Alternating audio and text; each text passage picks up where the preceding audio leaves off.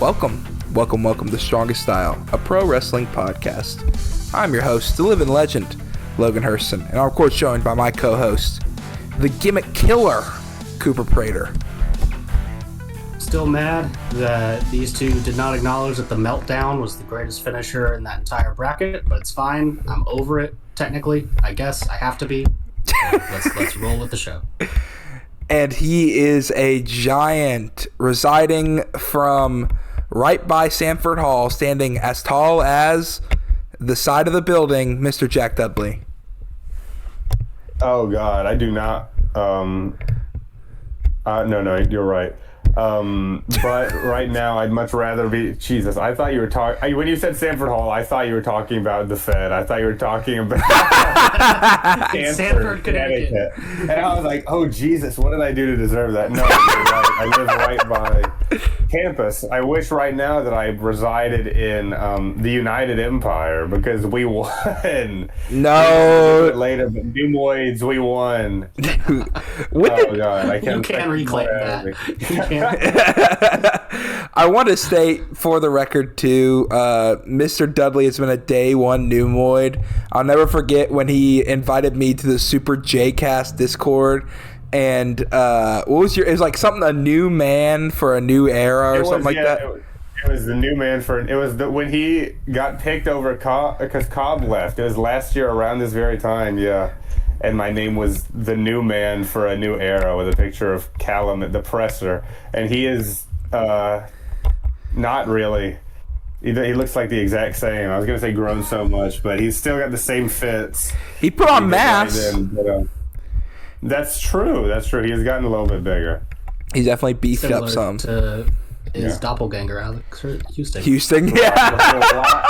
Oh, my God. They do. I hate it because they do look so similar. We will, of course, talk a lot about Callum later on in the show, but we have a few things to get through first. I say that like that's like the clear main event that everyone's waiting for. We have a few things to get past before we can talk about what everyone's here for, and that's Callum Newman discussion.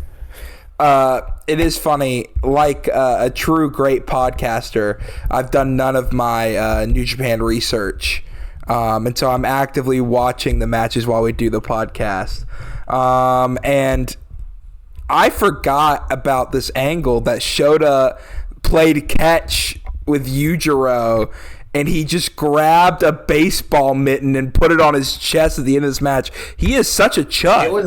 We're like, you're supposed to convince me this guy's good now. He's still doing chud lore things. Like, that's so lame. That's the lamest thing I've ever. That's still lame. That's so lame, bro. That's fair.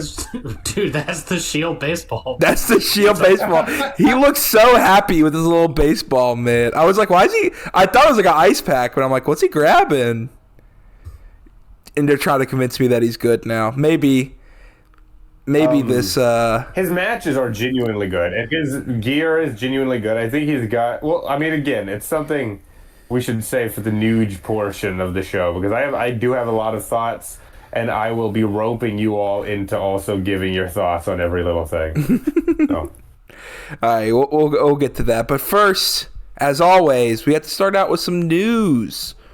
First off, it's a little bit of a sad news day. So we're going to start off light.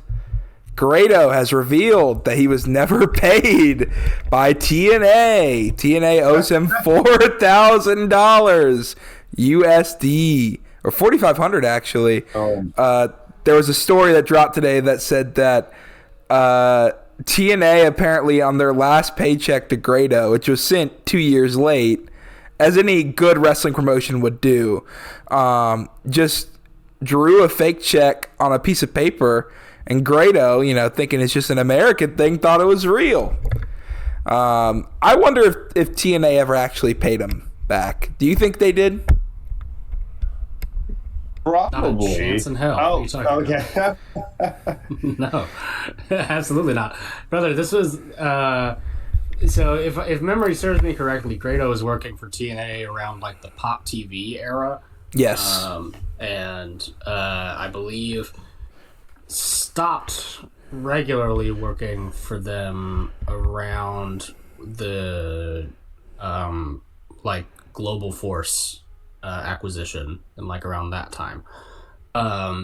So TNA at the time would have been in the midst of so much like changeover and bullshit, and just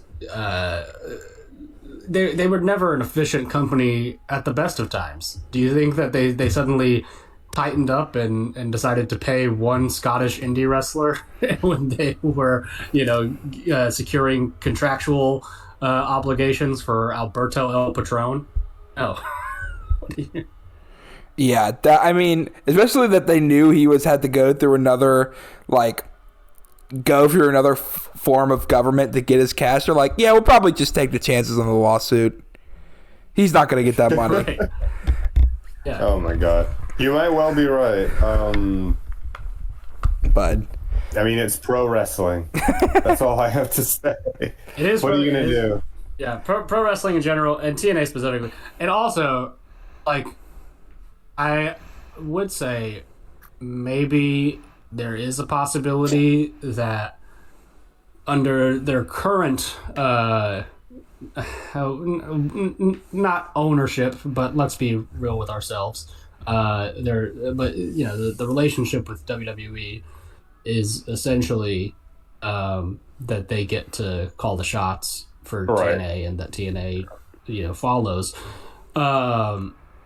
So like with that connection to a bigger platform, maybe if like this thing gets enough traction for it, they might try to settle something out with him just to like kind of make it go away, because it is a bad look for a partner of WWE to be involved in not paying their talent. Although I don't know, maybe TKO, who are also famously not super generous with their talent, especially in the UFC, but one has to imagine that the WWE side of things is also looking a little frugal right now. Like I don't know, maybe they're on board with that practice as well. Maybe they're taking notes as we speak. Yeah, maybe. In other news, we only have like 2 or 3 things this week, but let me make sure we're gonna run the dice here and see if Logan can pronounce a foreign name correctly. Oh my goodness. Lord. Okay. Kazusada Higuchi. Pretty good. I think you added in a K in between both names for some reason, but I think I think that might have been just like a lisp thing, I think so. I won't deduct points for that. Very ableist. Come on. I do have a lisp. It is good I did a bunch of speech therapy as a kid, so lazy on some of those sounds. Anyway, doesn't matter. A stalwart of DDT Pro Wrestling, a former KOD openweight champion, has retired from pro wrestling kind of out of the blue. Higuchi is 38. He was their world champion, I think, last year, like less than a year ago, around this time, from like June to August.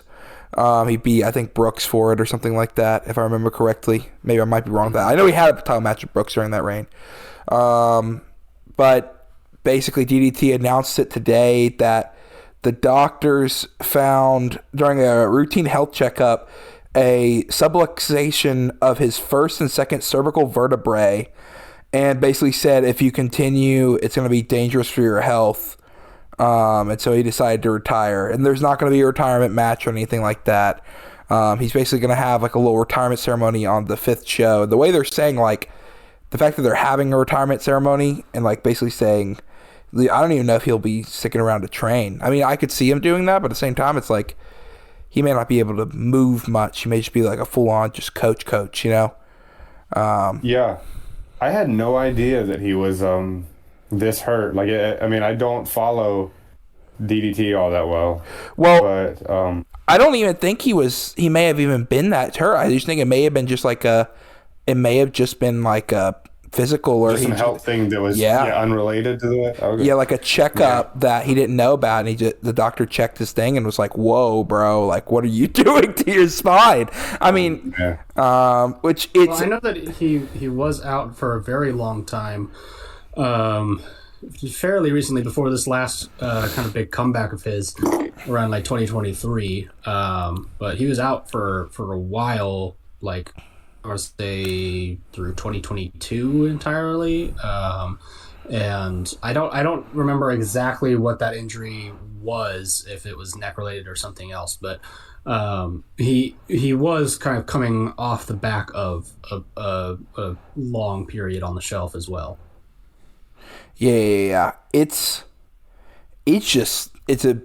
a huge blow for DDT. I mean, it sucks anyway, because I mean, like, for anybody to have to retire and lose their career is always awful. But like for DDT especially, like, I think he was one of their, like, he was an older guy. I think he was 38 now, but he's someone that's still been in the main event picture ever since he's came back. He's held the title twice in the last 3 years. It feels like he's always in that upper echelon main event level and helps get the young guys over. And someone they could really... He brings a lot of, eyes to DDT from, like, people. He's sort of, people know him. He's a name, especially for people sort of in the West. I mean, only a certain amount of people on the Japanese, like, indies really get any sort of acclaim, and he is one of the guys that I've heard about before. Just that fact proves, that it will be a felt loss for the company, no doubt. And I think there's some people who don't love, the kind of craziness that DDT brings and loves their more serious matches, and he's someone that really drew a lot of that audience in. I don't know why you don't like the fun DDT matches, but each their own. But Cooper, what did you have to say? Did you see Takeshita dancing with those glasses on? Yeah, exactly. It was awesome.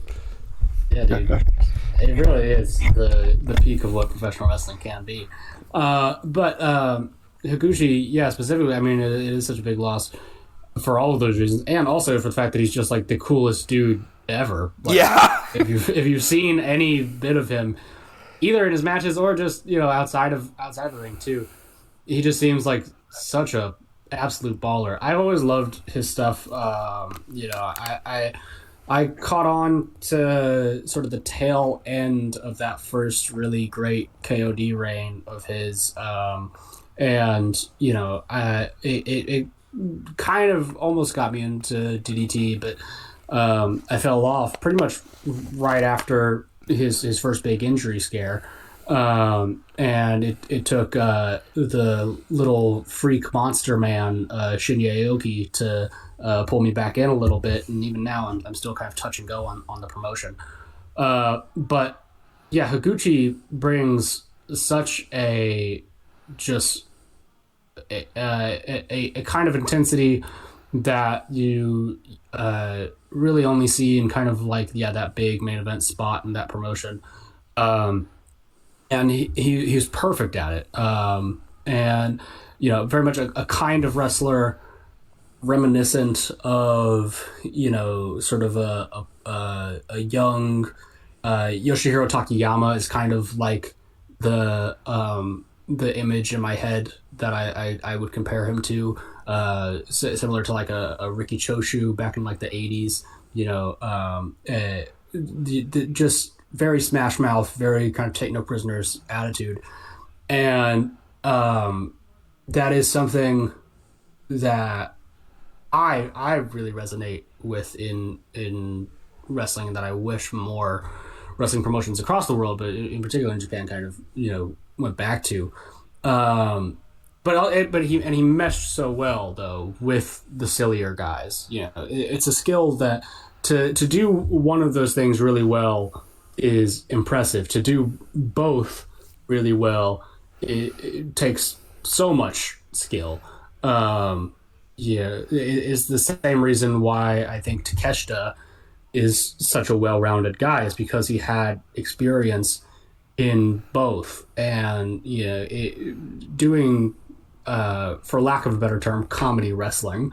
I think it teaches you a different but equally as important skill set in professional wrestling that just maybe, shoot style or technical, the athletic sort of side of wrestling doesn't. And obviously, I wish nothing but the best of health for Higuchi. I hope that he takes his doctor's advice very seriously, but also I will say that the benefit of living in the time that we're living in is that medical technology has never been better. And we've seen several people who were in very similar, potentially life-threatening situations with the benefit of sometimes years upon years of therapy and of medical procedures and the help of their doctors, get to a state to where they can come back in the ring. And everybody's situation is different. Maybe his isn't like that, but I just hope that in this new phase of his life and his career that he is able to still find fulfillment somewhere within the world of professional wrestling. It would be a shame to see him leave entirely, because he is such a tremendous talent and holds such a wealth of knowledge that I think would be beneficial for any promotion to have. So yeah, for sure. I definitely think if he wants a coaching job, again, he wouldn't be able to do much physical other than maybe like possibly put some holds on, show, technical prowess, stuff like that. Mm-hmm. But I think his wealth of knowledge alone, I mean, DDT has their own dojo, there's a bunch of dojos around Japan. I think if he wants that opportunity to be in that type of dojo, I'm sure they would let him have it if he isn't already helping out there. But again, it's a question of how close do you want to stay, especially when you can't do it anymore. That's a big thing for a lot of these guys. It took famously Bryan Danielson. It gave him a lot of hardship being in a the general manager role on SmackDown back when he was still medically not cleared. Just being so near to wrestling without being able to participate in it to the extent that they used to. Sometimes that is a position that these guys don't want to be in, which I totally get. For sure. But moving on to our final bit of news today is another sad and rough run. We do have another passing of a famous wrestler, Loverboy Dennis Condrey, hailing from Florence, Alabama. Those who know him will know him from his stint as the original member of the Midnight Express in the first two iterations of it, back when it was just in the territories of Carolina and the Southern Territories, and then obviously in Jim Crockett Promotions with beautiful Bobby Eaton and Atlantic and WCCW, yep, and AWA, and everywhere but the WWE base.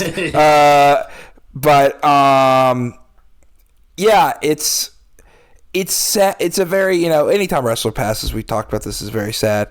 With Dennis, he's had a bunch of health scares in the past, and with each one, it was kind of like a sigh of relief that, he had made it through. I know he had the throat cancer for a while and stuff like that. And they had, like, at one point, whenever AEW came through, I think Greenville, North Carolina, when they were in the early collisions, they had FTR and Punk bring them down and pay tribute. And I think Dax wore the Loverboy jacket to the ring. But I think Dennis is someone that especially flies under the radar of like professional wrestling history. I think some people remember the Midnights as Stan and Bobby and don't remember how integral Dennis was and how different he made the team when he was there. And like, I forget, I have to look it up. It was something Rose, who was his original before Bobby. Yes. What I'm blanking out. It's not Robbie Rose. It's something with an R though. Oh yeah. I want to say Randy Rose, but that might also be wrong. I'll look it up while we're talking about it. I'm on it right now. Hold on. Yeah. I'll get you. But it was him and the. Oh no, it is Randy Rose. Rose. Randy Rose and the original Junkyard Dog, which I'm also forgetting the name of at this moment. Sorry, I'm not. I will say this: out of all of us, I would. Norval. Yes, Norval Austin. Yes. Apparently, when they were coming up with the name for the Midnight, the promoter just basically said they were all wearing black. It's like Midnight Express, like he didn't even come up with it. But he, carried that name into other territories and obviously was integral for tag team wrestling at that time. I think it's an interesting look at like the two different iterations of Midnight that are the most famous of him and Bobby, and then obviously Lane and Bobby Eaton. And that like you could see how much better they were as heels whenever Dennis was in the team, because he wasn't like the flashiest like Bobby is, being one of that just able to do anything type of wrestler, but he was just dirty and mean. You look at the guy and you're like, that's a hard nails, like come from the gutter, I'm gonna smash mouth type of beat you down wrestler. And like everything he did, like it just looked like that whenever they wrestled jobbers, he just drop them on their heads or something like that. It's like brutal stuff. Then have Bobby do a lot of the technical or like the flipping bumps and stuff like that. But it was very interesting looking back at his career for me, going back through it, because when they had that transition, there was like 18 months where he just didn't work for Jim Crockett. And did you ever hear the story about that? I don't know that I'm familiar. No. There's two different stories. There's what Dennis Condrey says, which is basically this is right before if you look at like the TV dates, there's like he worked in February and then 4 days later he was gone and they introduced Stan Lane, and he's just gone for 18 months. Bobby Eaton basically says that he told him, "Hey, I'll see you tomorrow." And then he didn't see him for 2 years. Oh, wow. And that, like, there was stuff like personal stuff and, family stuff and, like, the taking the toll of the road, and his marriage and stuff like that. But then how Condrey says it is they were called by Vince and said, I want you guys to come up to Stanford. I want you to come up to, World Wrestling Federation. And this was, I think, WrestleMania 2 or 3 at this point. And it's right around that time. And they were like, no, we're making good money here in the Carolinas, don't worry about it. And then he was like, and he basically gave him an offer confused. He's like, I'll pay you double of whatever you're getting paid there. And they're like, oh, okay, well, maybe we'll go to, And so they flew out, met with Vince, and they flew back. And somehow Dusty heard that they basically went and met with Vince and was not happy about it. And even though they had already like signed the deal that Jim and Bobby, Bobby had his kids in school and they had both bought a house and basically decided to go back on it, and Vince was like, it's what, all of you or none of you.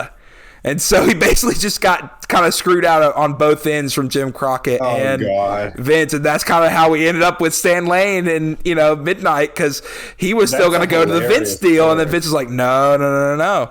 And of course, it ends up leading to the original Midnight Express versus the what is the iteration of Midnight Express everyone knows, where they had Randy Rose come back and jumped him. They brought in Paul E and stuff like that.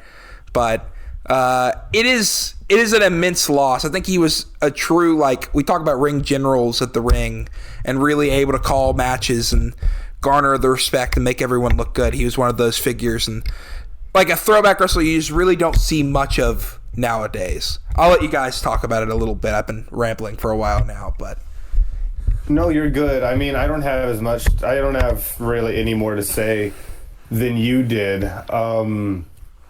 I am not familiar with Dennis outside of, probably about the same as you. And the stories you told are really interesting. That whole era is so interesting to me.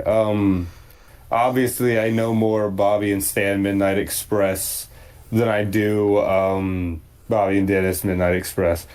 But it's always sad when you hear about something like this. I mean, these are iconic men.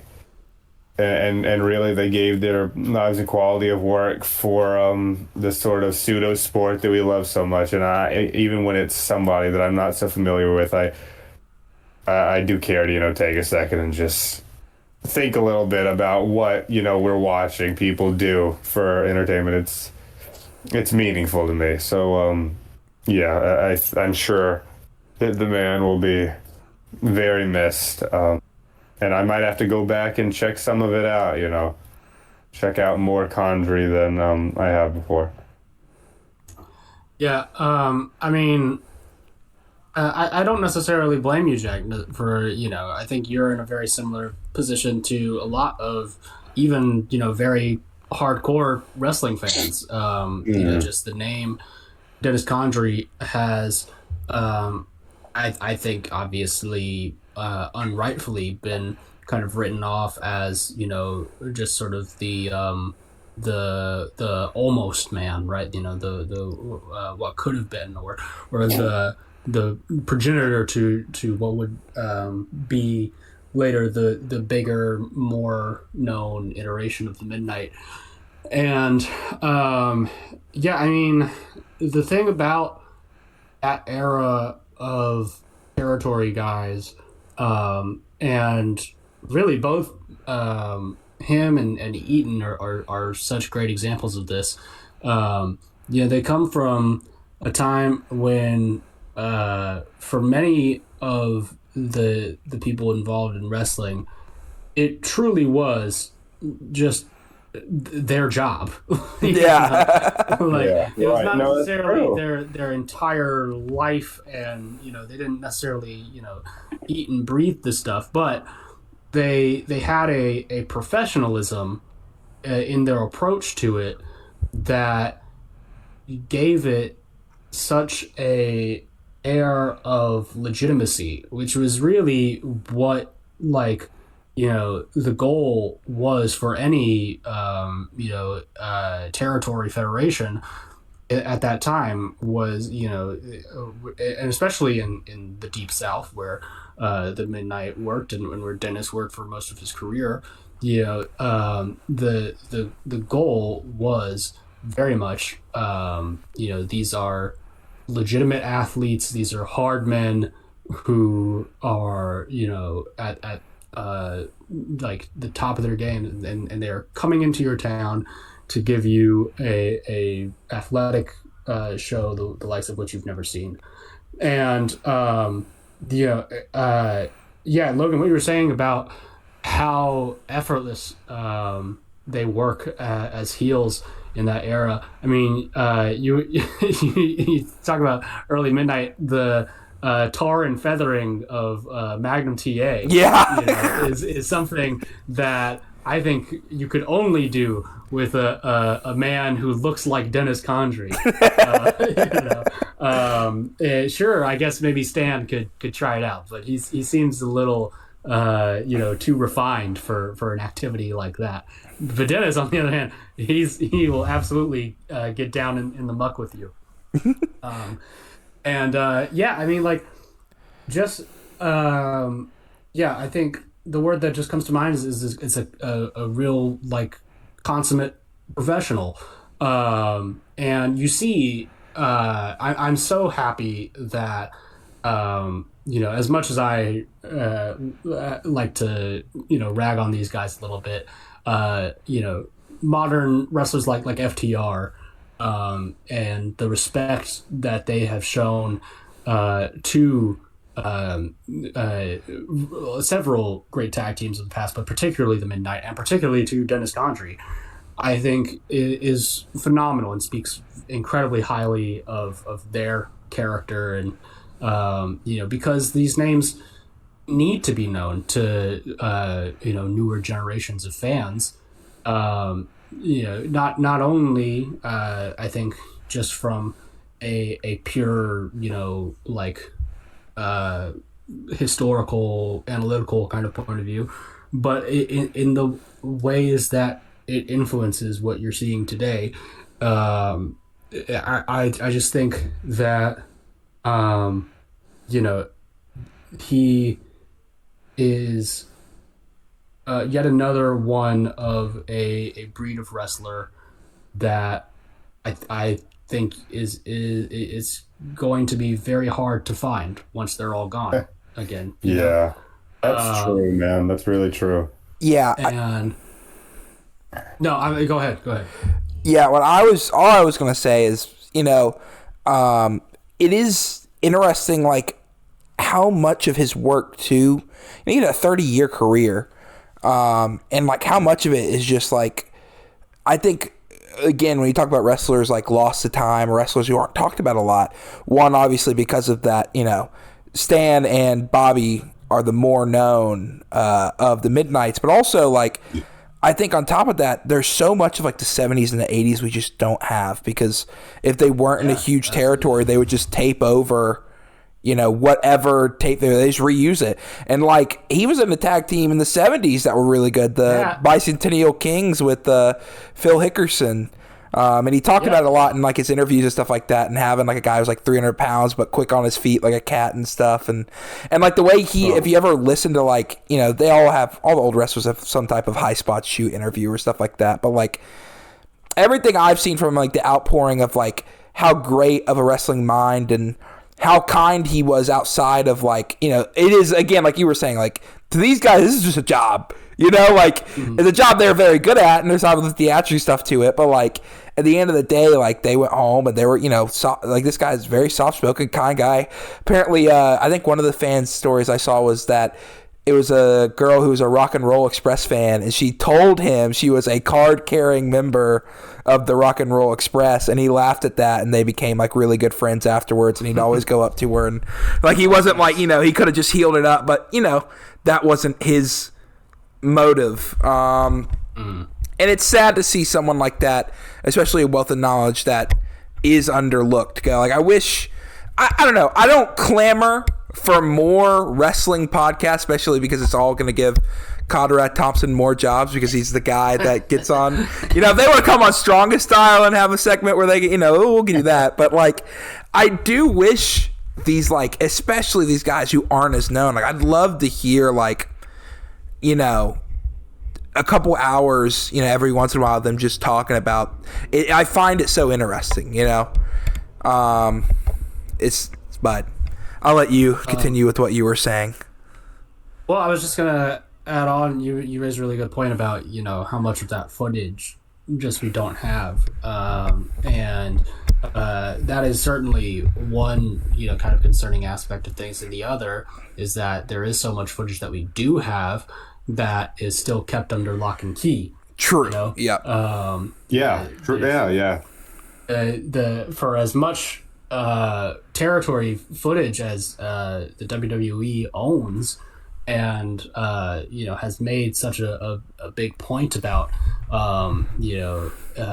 making themselves as kind of like this hallmark of wrestling preservation. What they have made accessible to the public, especially for some of those, like like the Mid-Atlantics and Mid-Souths, is paltry, compared to what actually exists. And I think that, when you don't promote that history, that of course people are going to get lost into time, who absolutely shouldn't. And I just think to kind of sum up this particular conversation about Dennis and the person that he was and the wrestler that he was, I think that there are names in this industry that will constantly just be showered in praise for what are ultimately a handful of years of relevance, right? And there are also names that have worked just decades and decades of consistent quality work. And that's not to say that, one type of career is better than another, but I just would love to see more recognition of those people who, were consistent and always made a point to put their best foot forward. Even in the most unlikely of circumstances when they really didn't have to. So many of these guys were working shows of well under 100 people, and still tried their best to give every single person in whatever Legion Hall or high school gym or wherever they were, a really good time out. And it's not always about the biggest stadiums, the brightest lights, the biggest stars, right? It's about those men on the undercard, on the second to last bill on the poster. So Dennis Condrey is a absolute legend in this business, and he will absolutely forever be missed by us. For sure. It is, as three guys who are currently living in Alabama, it does brighten my heart to know that there is one legendary tag team and multiple legendary wrestlers that somehow formed into a tag team, coming out of this state. Oh, yeah. So very cool. They are one of the few things to be proud of. Yeah, right. Yeah, one of the few. Not many, but one of the few. But with that being said, we're going to hit the 10-bell salute, and we will be back after this.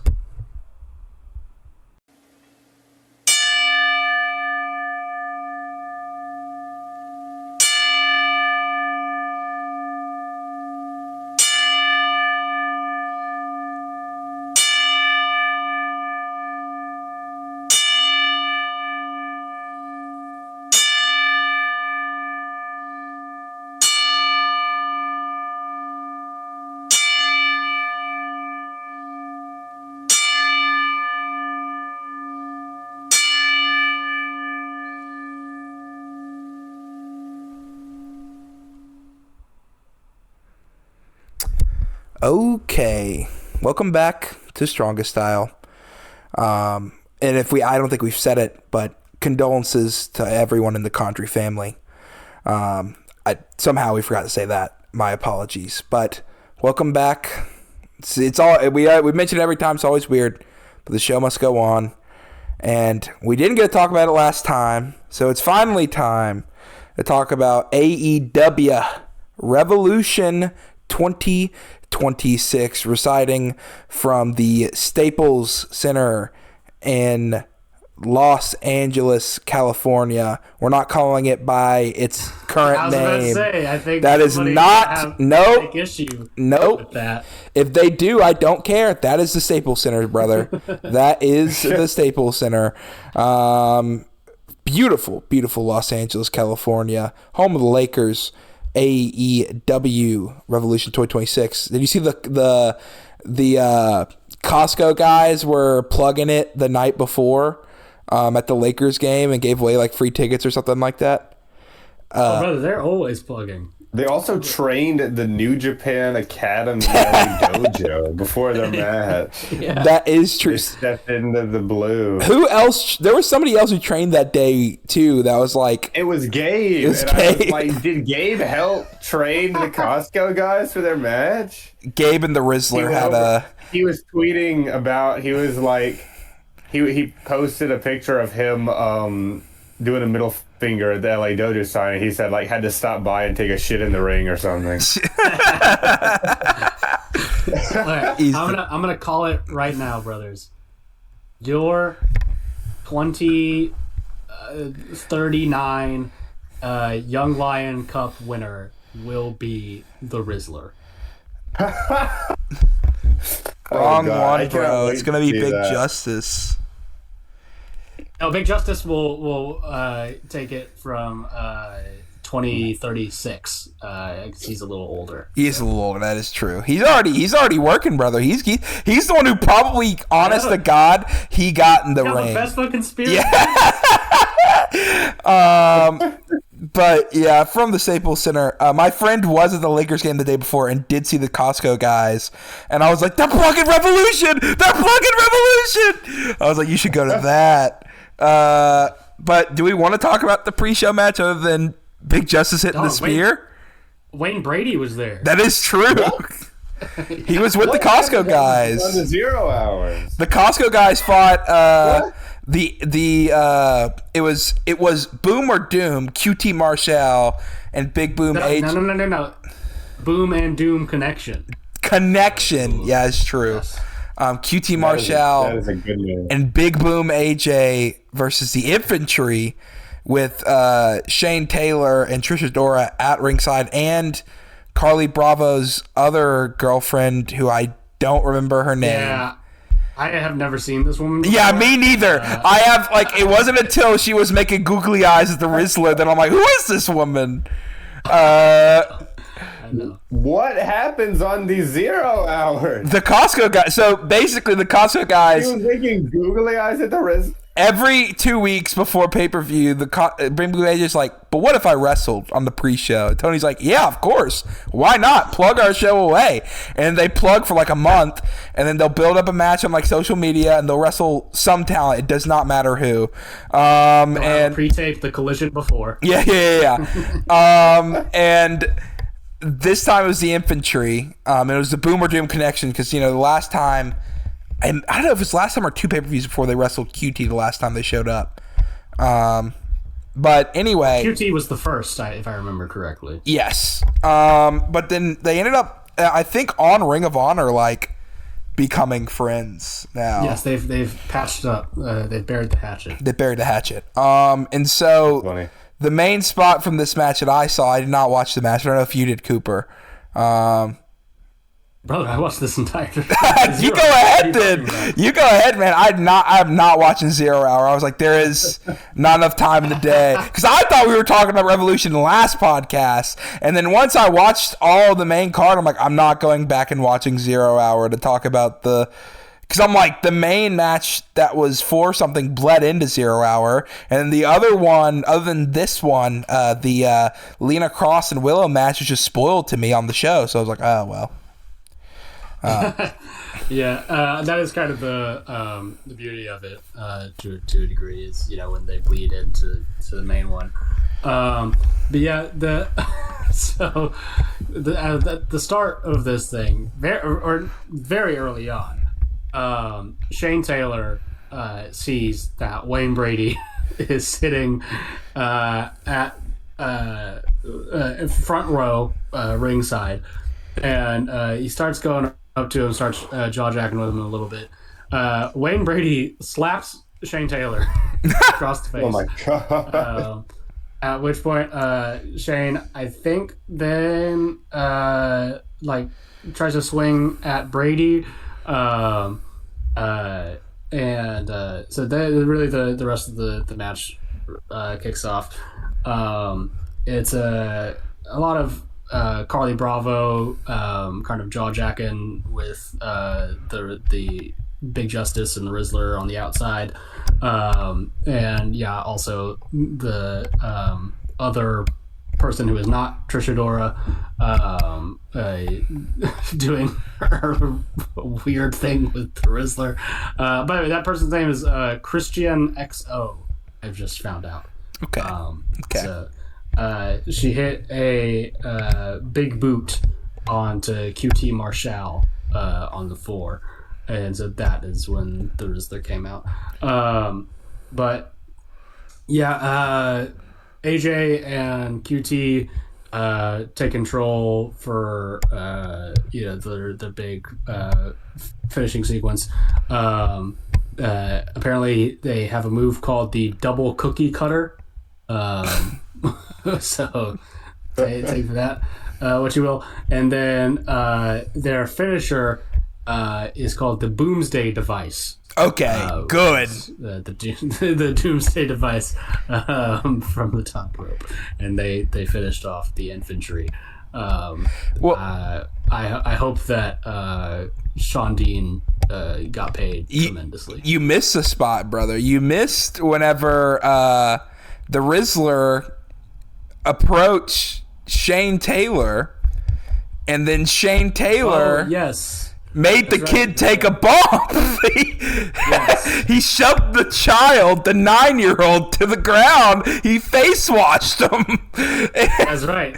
And then Big Justice comes running around full speed, looking like prime Braun Strowman, choo-choo train style, and spears Shane Taylor out of his shoes. I mean, they're the most dominant faction in wrestling today. That's the owner of the Marcus Garvey driver right there that he did that to. Yes. Yeah. Big prospects for Big Justice, I'll tell you that right now. I genuinely think if Big Boom AJ wrestled MJF and it was on the pre-show, Big Boom AJ would win. That's just his Bizarro world. It's his Codyverse. He owns that domain. Probably. That's a good way to think about it. It's just whenever Big Boom AJ is on the pre-show, just time and space warps around him to make him win. But so whatever, fun enough little tag match for the live crowd. And then we got into the TBS championship match with Willow Nightingale defending against Lena Cross. Both of these women were pulling double duty tonight, as they would later be in the tag match on the main card. This was pretty okay, I thought. Really, it's all storyline build up for later on. So there's only kind of so much that they can do in it. But basically, Lena Cross targets on Willow's shoulder for pretty much the entire match, and really just absolutely works it to death. Willow is really kind of fighting from underneath here. Lena Cross, I think, looks pretty good so far in her AEW run in the kind of limited capacities that they've had her in. I do think, actually, oddly enough, she came off better in the tag match later on in the night than on this particular one. And there's so much kind of shenanigans too with Bane and Harley Cameron, who both kind of came out afterwards for more of a little schmoz. But yeah, Willow powers through. I will say, Cross did break out this incredible looking split leg moonsault from the corner onto nothing, because Willow moved out of the way. But finishing sequence was pretty good, and that was about it. Moving on. What? Nothing. What you laughing at? I'm just enjoying what you're saying. Your tone of voice, Cooper. It's so enjoyable that it makes me laugh. I appreciate the acclaim here. You could really tell that I'm putting my best foot forward for 0 hour. Then we had one of the most useless matches in maybe AEW pay-per-view history. This 21-man blackjack battle royal, which, by the way, they got to figure out what the deal is with this whole casino card game gimmick match that they seem insistent on still doing.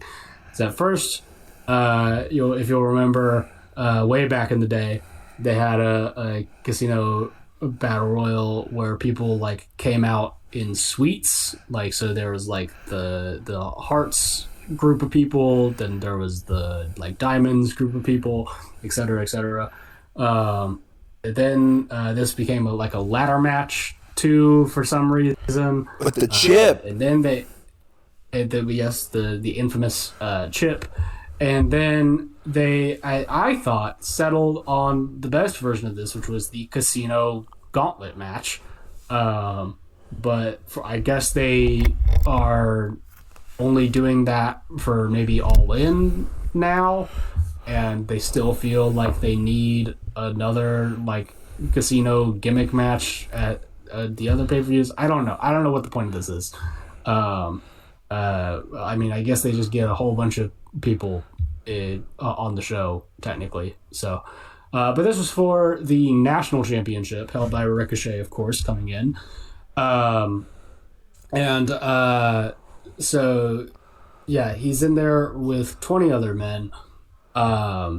Jungle Jack Perry arrives to the venue, and you will be happy to know that the scapegoat bus has been given a brand new coat of paint, and he is now in the actual Jurassic Express. Yes, is that for real? Yes, Yeah. it's true. That's good. I really like that. With Luchasaurus as the driver, he pulls up into the bowels of the arena and gets out of there. And so, yeah, it is Jungle Jack Perry, and he starts in this with Ricochet. They kind of like bring everybody out all at once, which I thought was kind of weird, and made everybody else feel kind of like especially small time. I mean, we all knew that it was going to be Jack Perry or Ricochet, but like you didn't need to, I think, really just emphasize how little of a chance anybody else stood of getting this one. Like I don't even know if Ciampa got an entrance, did he? I don't think so. Yeah, so like, you know, kind of a bad look there, I think. But I mean, I understand you don't want to do 21 full entrances for everybody. The other really big points of this match were pretty much how fucking good AR Fox still is. Yes. And that AR Fox is still alive.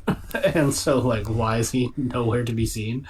God, he's good. He's so good. And just like as always, he was breaking out some shit I had straight up never seen before. Yeah. In this match. So that was one point. And the other big point of this match was, gentlemen, you will be excited to know that finally, one Lio Rush has brought his shitty little Blackheart gimmick into AEW television. He's bald. He's bald now. He's wearing black trunks, and he has contact lenses, and he smiles, and he crawls around on all fours, kind of like Gabe Kidd. Oh my god, he does! Yay!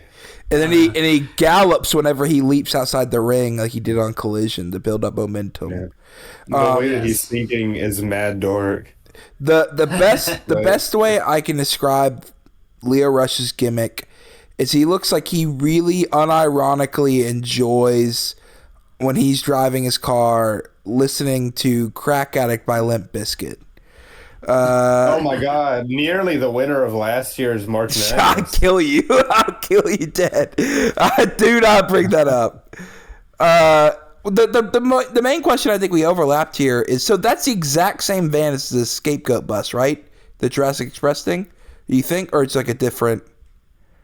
There's no way they bought another van. But yeah, I would be surprised if he bought a whole new van just for, you know, the gimmick. Well, historically, we know that things have been done off of interviews that wrestlers have said in the back of the scapegoat bus. We do not have to talk about that specifically. Yeah, 100%. My dad listens to this podcast. But do you think they'd be doing that? Him and Jay were fucking. I don't think you do that at the Jurassic Express bus with Luchasaurus there. It's the thing. Bro, why you? I think it's a shame that you think so little of Luchasaurus and Jack Perry's friendship. That would be an issue between them. He'd just sit there in the back with a smile, be like, "That's a proud dinosaur right there."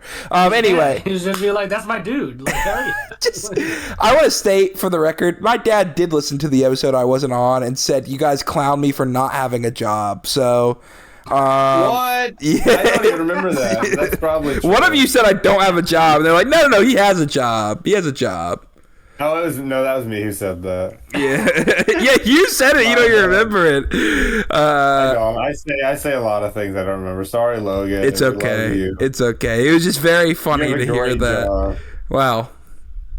Yeah, sure. If my boss is listening, I do have a great job. I do like my job. Anyway, but going back to the match, Scapegoat. I think, how does he win? Just he throws Ricochet out? That's it? There's a bunch of bullshit for a little bit with like the other demand guys. The final three are El Clone. Yes. Who should have won this. Jungle Jack and Ricochet. I don't know why you're laughing. I'm 100%. No, I know you're serious. That's why I'm laughing.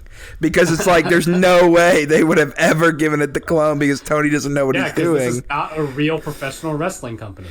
So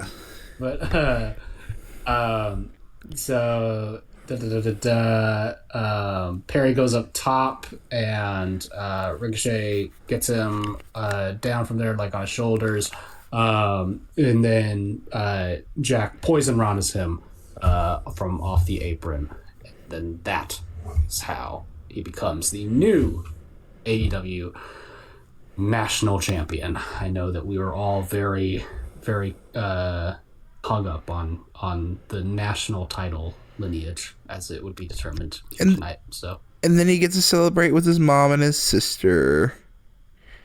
Oh yeah, that's right. Yeah, the other. He's from California. He is a LA kid, I believe. But yeah, good for him, I suppose.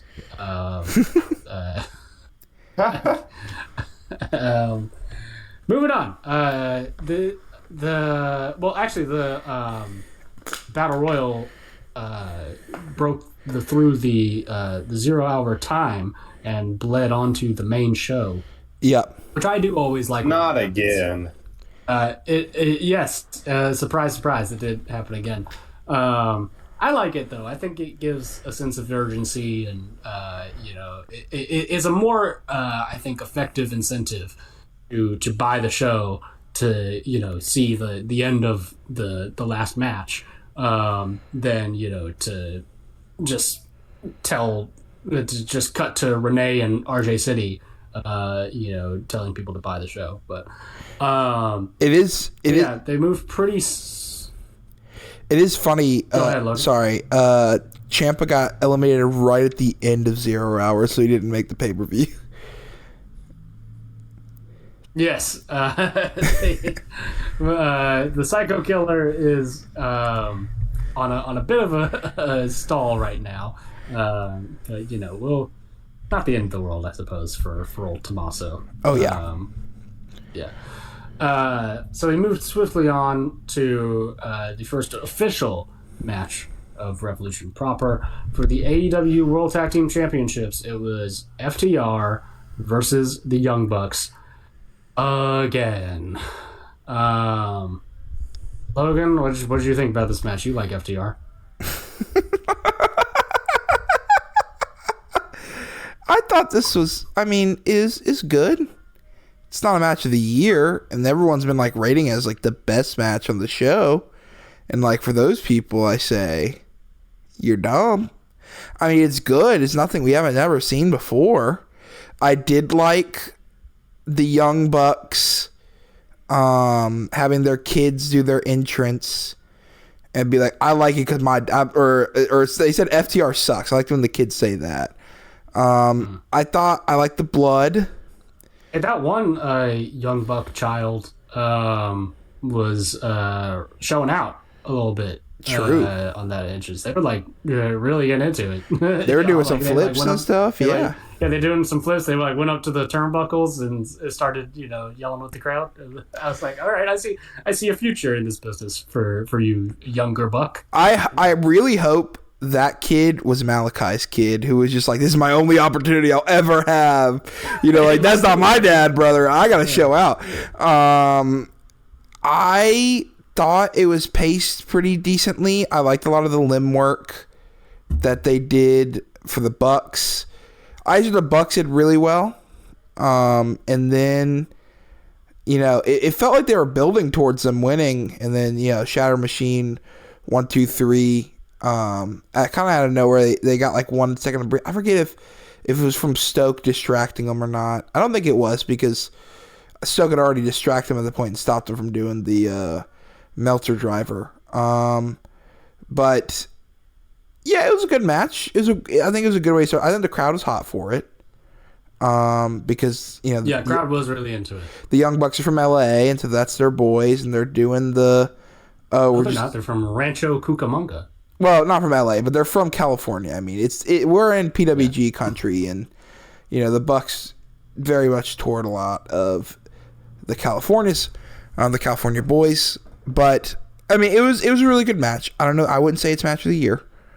I think it's a fun one to go. And if you're like revisiting all of the FTR Bucks matches, I'm sure if maybe like I watched all of them, I may put them. And I thought it was the best match I saw from them in a while. Like, I thought it was better than their Wembley match, and I thought it was better than maybe their ladder match at Dynasty they did when the Bucks first turned heel.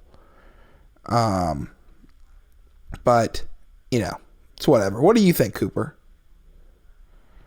I think that Nick Jackson is a saint amongst men. The amount to which he bladed on this particular night was uncomfortable, and I did enjoy that. The unfortunate truth of really every Young Bucks FTR match is that it's never quite as good as you think it's gonna be. Yeah. Even the best one, which whatever you think the best one is. I know for some people it is the all-in match. For some people it's the ladder match. For some people it's the first one, way back in 2019 or whatever. Every iteration of this always, to me at least, has a ceiling of about 4 stars. Right. Mm-hmm. But nothing that'll break into the 5 range, really. Which is fine. That's a perfectly decent little match. But like, just the amount to which it's been built up as kind of like the defining tag team feud of AEW, and that we have to do this whole song and dance whenever these two are in a ring together. I mean, I am done. I'm over it. Like, look, and I was there. I was there when Dax Harwood I think probably was the one that tweeted out, "One day we will fight the Young Bucks and everybody will rejoice," and all that sort of thing. Well, that's why, we were all there, and a lot of people, that are watching wrestling right now were there. And I just feel like everyone is sort of clamoring for something new. Every fan of every promotion in wrestling right now is just hoping for, that big change to happen. Because, it's just sort of the end of the of that era. We can all feel it in the air. Yeah. And I agree. I love those two teams. Really, those are two of my favorite tag teams of all time. I love the Bucks and I love the Revival, or FTRs. They've been known for so many years now. But yeah, it's just, you can only see the same thing so many times. And those two especially, like you said, I mean, they've been around for like going on a decade now. It's just, this can't be the best. And they've got like even further on AEW, they're doing all this like Edge and Christian stuff too. Like there's only so... Well, we will get to that. Yeah, we'll get to that. It's just like people... if you do the same thing, you're going to get, you know, diminishing returns. That's just a fact of life. And I wish that something else would happen. Yeah, it's like... it's not to disrespect either of these teams. It's just No, not at all. This concept has been, I think, thoroughly run dry. Well, Yeah. I think especially the main thing is when they did the first All in Wembley, London, they were like, this is the rubber match. This is it. FTR, Young Bucks, let's see who's the best. This is the final one. And then we've done this match like 2 or 3 more times since then. You know, it's like, Yeah. you can't say that and then do it 2 more times after that. And they're Twice in a lifetime, you know. Yeah. That's, And it's just like if you've seen it once, you've seen the match. You know, it's like that's my ultimate fault against it. It's just like I feel like I've seen this match before. I'm probably going to see it again. And these are also 2 teams that are like the definition of overexposed in AEW. These are the Young Bucks, the EVPs, the guys who created the company, who like do not need another title shot, especially since they had a reign with tag team titles recently when they were heels. You know, it's like we don't need to see them. Who did they get beat by whenever they were heels? Who did they get? Private Party, yeah. And Private Party got beat by Syndicate, who got beat by Brodito, who then dropped to FTR and then back to here. But again, it doesn't feel like that long enough where they didn't hold the belts. Like they both are like 3 times champions. They're both are lifetime tag teams who will never probably have like a straight breakup, to the point where it's like when you have these lifetime tag teams who like never really have time off, especially if they don't have injuries, stuff like that, it just, at a certain point, they're overexposed, especially when like both of them are so high up in the booking. It's like, I don't want to see either of these guys hold the tag team title for forever. Right, dude. Because you've seen it so many times at this point. And I understand, like, I think they're all great hands. I think they should all be there and they should get tag team title runs. But like, I need like 2 solid years of neither of these teams holding these titles after this That's run. how it feels. That's how it feels like. It feels like it's their crutch, you know, to keep them from experimenting with the tag team titles. Whenever they get too far out of their comfort zone, it's like, put it on FTR, put it on the Bucks, and that's not fun, you know. Yeah, it shows like a lack of confidence in the tag division. That it's just like, let's put it on them so we don't have to think about it for a little bit, is kind of how I see that sort of thing. Again, how I see that sort of thing in any promotion, not just in AEW tag division right now. It's a whole frequent thing. for sure. I 100% agree. It just it's just boring, especially like this combination too. It's like, all right, the 2 teams I've seen, like, they're all, again, both these teams are legendary tag teams. When you talk about AEW right now, at least in the first 5 years, they're 1 and 2, you know, whoever way you slice it. But at the same time, because of that, I've seen them 1,000 times. I see them on every Dynamite, everyone. And it's like the Bucks just turned face like somewhat recently, so it's like I don't even care to like, I don't want to face like as good as like getting me to buy in, I think it was like the blood and the family stuff. It's like I just don't want to face Bucks Tag Team Championship. And you know what's the worst part? We're probably about to get a Cope and Cage Bucks and FTR 3-way, or we're going to get Cope and Cage win the title and then they're going to get challenged by the Bucks. So we're not escaping this pit anytime soon. I'll tell you what you're going to get. What you're going to get is CNC, the Bucks, FTR, in a TLC match. Yeah. That's what you're going to get. Ooh, that might be right. Ooh. The only TLC Because match to Tony ever Khan exist. is a slave to nostalgia. That's it. Yeah, so we've already kind of, buried the lead here, or exposed the lead, rather, because at the end of this match, which, by the way, the end was pretty cool. They hit a super shatter machine onto Nick Jackson.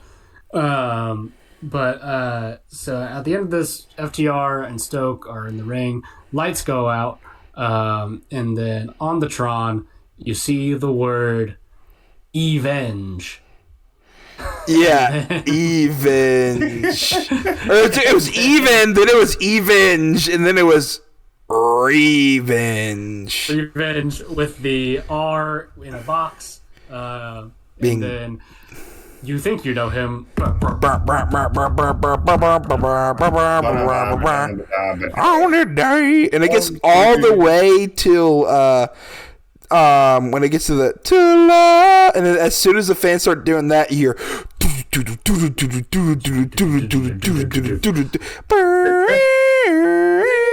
and instead of the number one being Father Cooper, what did the number one before it hit Christian? What did it say? Oh, what did it say? I forget it. It Arsehole. Oh, yes. They are massively playing up the fact that Christian is still an asshole. Yes, Cope and Cage and Cope, CNC, however you want to refer to them. They did come out and they got involved with FTR. They speared Wheeler, I think, and Cage kill switched Big Stoke, and then they held the World Tag Titles in their hands, and everybody was chanting "Holy shit," because I guess they had not been watching the product. And thought that this was like a surprise.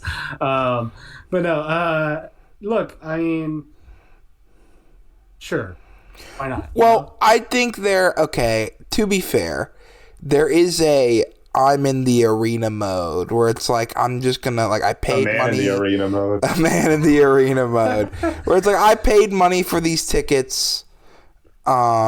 I'm going to have a good time and do things that I normally wouldn't do. Maybe be a hypocritical, and pop for stuff. And it's still cool. They're even if you don't like a wrestler much, sometimes it's, or you may have, problems with them. I think it's cool to see them live and see the injuries and stuff like that. It's for example, and you're going to call me a hypocrite, on our last podcast, we were very critical of one Jonathan Uso, Jay Uso. Right. But when I was given a free ticket to a Raw, I think before the Cena's last Rumble. And Jey Uso came out. It is interest, and I was hitting the yeet, bro. I was hitting the yeet. You can take for that what you will. That's just because you like him, though. That is true. He's the best. He's the best. Yeah. Well, I wouldn't call him my boy. I wouldn't go that far. No. I wouldn't go that far. I would say don't be so humble. I would say he's Jack's boy more than he's my boy. Wouldn't you agree, There's Cooper? No, that's some bullshit. Jack hates that guy. But yeah, the interest is fun. I did hit that at my friend's wedding. I was like, what if I just put on? I should hit the yeet at your friend's wedding? I just looked at him and I started doing the motion. The motion's very funny. Every time I do the motion, it reminds me of when he won the Rumble and Jack started crying, and it makes me happy. Because I'll never forget that video I sent to him of me doing it. Also, we will be playing It's Just Me Oos at Jack's wedding at some point. We'll get his brother to put it on the Oh, Christ. If you can get that on the playlist, Logan. Well, you have a DJ, right? Undetermined. Okay. Hey. Well, actually, I'm a groomsman, I'm about to say. But we can put Noah in. We can give him to steal some equipment. We could absolutely, but We could put Noah and Cooper at the turntable together, trying to figure out the fucking music reception. Dude, I would love that so much. if you let Cooper bring in a stack of records, we're getting some parquet courts at your wedding, brother. We're wide awaking it, like, oh my gosh, that'd be a hoot and a holler. That would be great. But anyway, Cope and Cage you guys come are gonna be out. listening to some John Coltrane. Yeah, dude. Play Namia for their first dance. That'd be awesome. Anyway, Cope and Cage hold the titles. The Young Bucks look at them. They kind of shake hands, throw the titles at FTR on this day, and that's the end of it, right? Yep. Moving on. Next match. What is it, Cooper? In a everyone is barred from ringside match, it is none other than timeless Tony Storm Timeless. versus the problem Marina Shafir. And she's become a big problem after this match. Boy, that nickname is truer than you might think. Yeah. This was the most blow off match I think I've ever watched. Bro, this is it. They're done. There's no more. No more, I promise. There's definitely not no more because Tony's injured for the rest of the year, so it's kind of hilarious. Yeah. And we're not going to get into the internet rumors, by the way, about Tony's thing, because I think let's just not pry into people's personal lives. You know? That's some bullshit.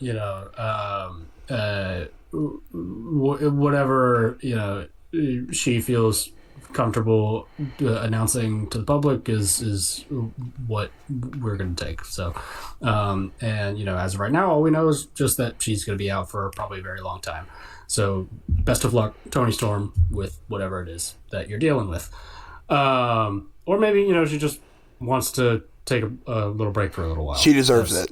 She has been carrying the women's division on her back for a very long time. This whole Tony Marina thing, I was like kind of into it when it first started out, because it played off of the incredible women's blood and guts match, and with Marina, just absolutely massacring Mina Shirakawa and forcing Tony Storm to watch. I just thought that was like a great angle and a really great moment. And so I was excited to see what those two could maybe do together. Marina Shafir has improved quite a lot as a wrestler. I think the handful of TV matches that she's had, in the build up to this, have been various levels of fine. One actually was very much, I think, skippable. But for the most part, she's gotten to the point now to where I think she can, generally speaking, kind of roll with the punches. Which she very much was not, even 2 years ago. So. And I like her offense, generally speaking. I think, the way that she incorporates her legit MMA stuff looks a lot better than most people when they try to do it. With the exception of I don't know, maybe I think Shayna Baszler is probably still the best at that kind of style. So this one, I think they did fine.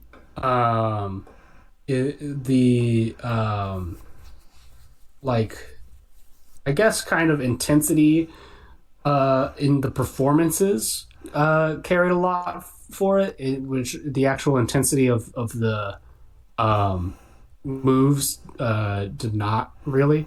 If that makes any sense. I think Tony and Marina both did a good job at conveying in their facial expressions and in their selling a sense of grit and exhaustion. But the actual, like, what they were actually doing, I don't think really justified much of that.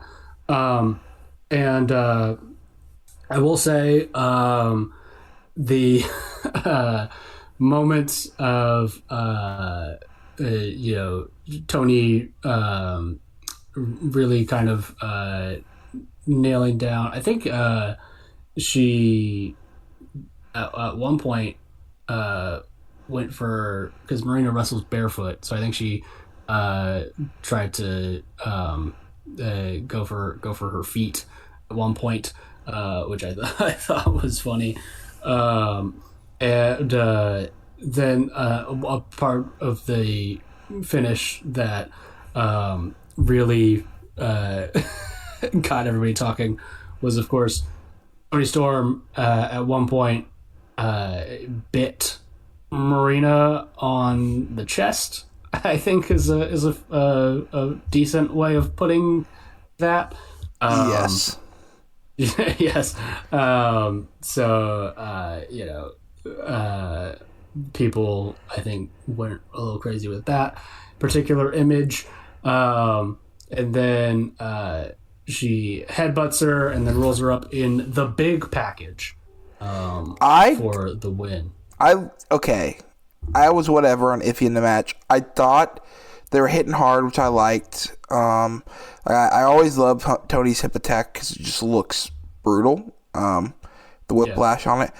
I like the headbutt into the big finish because or the big package, because I think it's such, like, again, there's not many, we build to so many finishers that, like, that's such a logical, like, you knock them out with the headbutt and you get them in a quick, like, it's like such a quick motion that I can believe that type of, like, roll up finish. And it works well. And then after Toni Storm celebrates, she goes and she goes up to the top of the ramp. She's basking in it on the ramp, and no music, which I thought was interesting. That Tony maybe couldn't get the rights to Joan Jett, bad reputation. But in the ring, suddenly just appearing is none other than Logan's favorite women's wrestler. Why are you talking about? What do you mean? Dude, I don't like that you put every WWE wrestler on me when Jack watched way more WWE than I did on the last podcast. Like, I haven't watched that show. You watched NXT, bro. When? I never watched NXT. I just watched NXT because I believed in the black and gold, and I wanted to see what they did with the new generation. You were watching the Iron Survivor matches. You were. The first one was really good, though. You thought that Chef Michaels was cooking. I never said that. You were slandering me. Realistically, it is not fair to treat Logan this way, but we will keep doing it because these reactions are really good audio. It's just really good. You keep finding worse people to say that I am the big fan of. I am a big fan of Toni Storm, and her reaction to Ronda whenever she, like, sat up and smirked and, like, I did stomped her way back to the ring was the funniest thing I've ever seen, and almost made this segment worth it just for that. If it would have been anybody else, like we couldn't get, like, Baszler's contract has to be ending soon, right? We couldn't have got her. Like, come on now. Yeah, but Baszler doesn't have a big Netflix fight with a anti-vaxxer from Star Wars, so I guess they got. It's pretty bad when I think the anti-vaxxer is more morally correct than Ronda. So that's a lot. I don't know that you want to say that. Well, I'm not gonna say it. It's just Gina said a lot of. Wait, yeah, that may be true. I thought it was just Well, she said some. Yeah, never mind. They're both bad. They were both bad. But like Ronda said some stuff that like I just couldn't. Like she's on an Alex Jones type beat. Like you want her on her TV screen? The guy that got sued for $1 billion who was nowhere near worth that. Like, all right. The best thing that comes out of this though is I never want a wrestler to ever get injured. But maybe because Tony got injured, we never follow up from this ever again. That's the thing. I honestly don't think they're ever going to come back to this. I think this was purely just because Ronda was in town. She is Marina's friend. And by extension, I think she's also Moxley's friend. And so probably. I think Marina and Mox probably went up to Tony and be like, "Hey, we should get Ronda. That'd be fucking cool. That'd be really fucking." And she's had a Ring of Honor match, so she did have a Ring of Honor match. She knows Tony Khan, I'm sure. But yeah, and I just think in conjunction with her big fight with Gina Carano coming up, Tony probably thought that they could get a lot more eyes on AEW who they might not normally get. I think, I mean, clearly the intention I think at the start was to follow up with a match with the two of them. I don't think he would have done the angle without that intention down the road. But then I think Tony's absence later on, I would not be surprised if they just kind of bury this, and especially considering the response that it got from main AEW fans, like us, who, surprise, surprise, are not super into Ronda for a number of reasons. Yeah. One, doesn't seem like that good of a person. Two, she's for sure not that good of a wrestler. And three, doesn't seem and like always talks crap about wrestling too. Like he doesn't seem to have enjoyed it. Yeah, which I don't necessarily blame her for that. For having wrestled while Vince McMahon was in charge of WWE. That doesn't seem like a good time for anybody.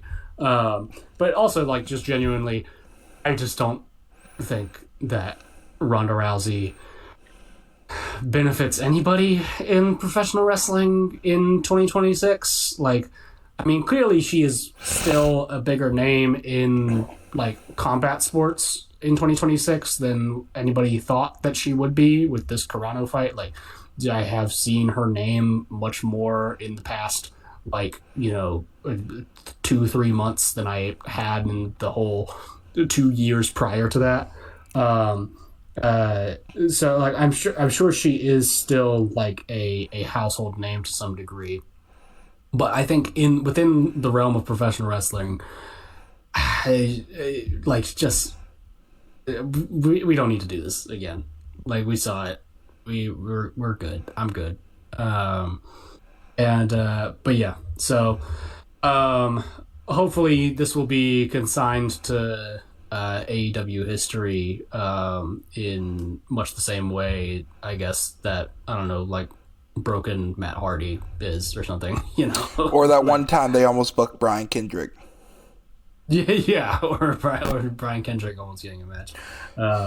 Which, once again, somebody's idiot friend that, Oh, yeah, undoubtedly. But, moving on.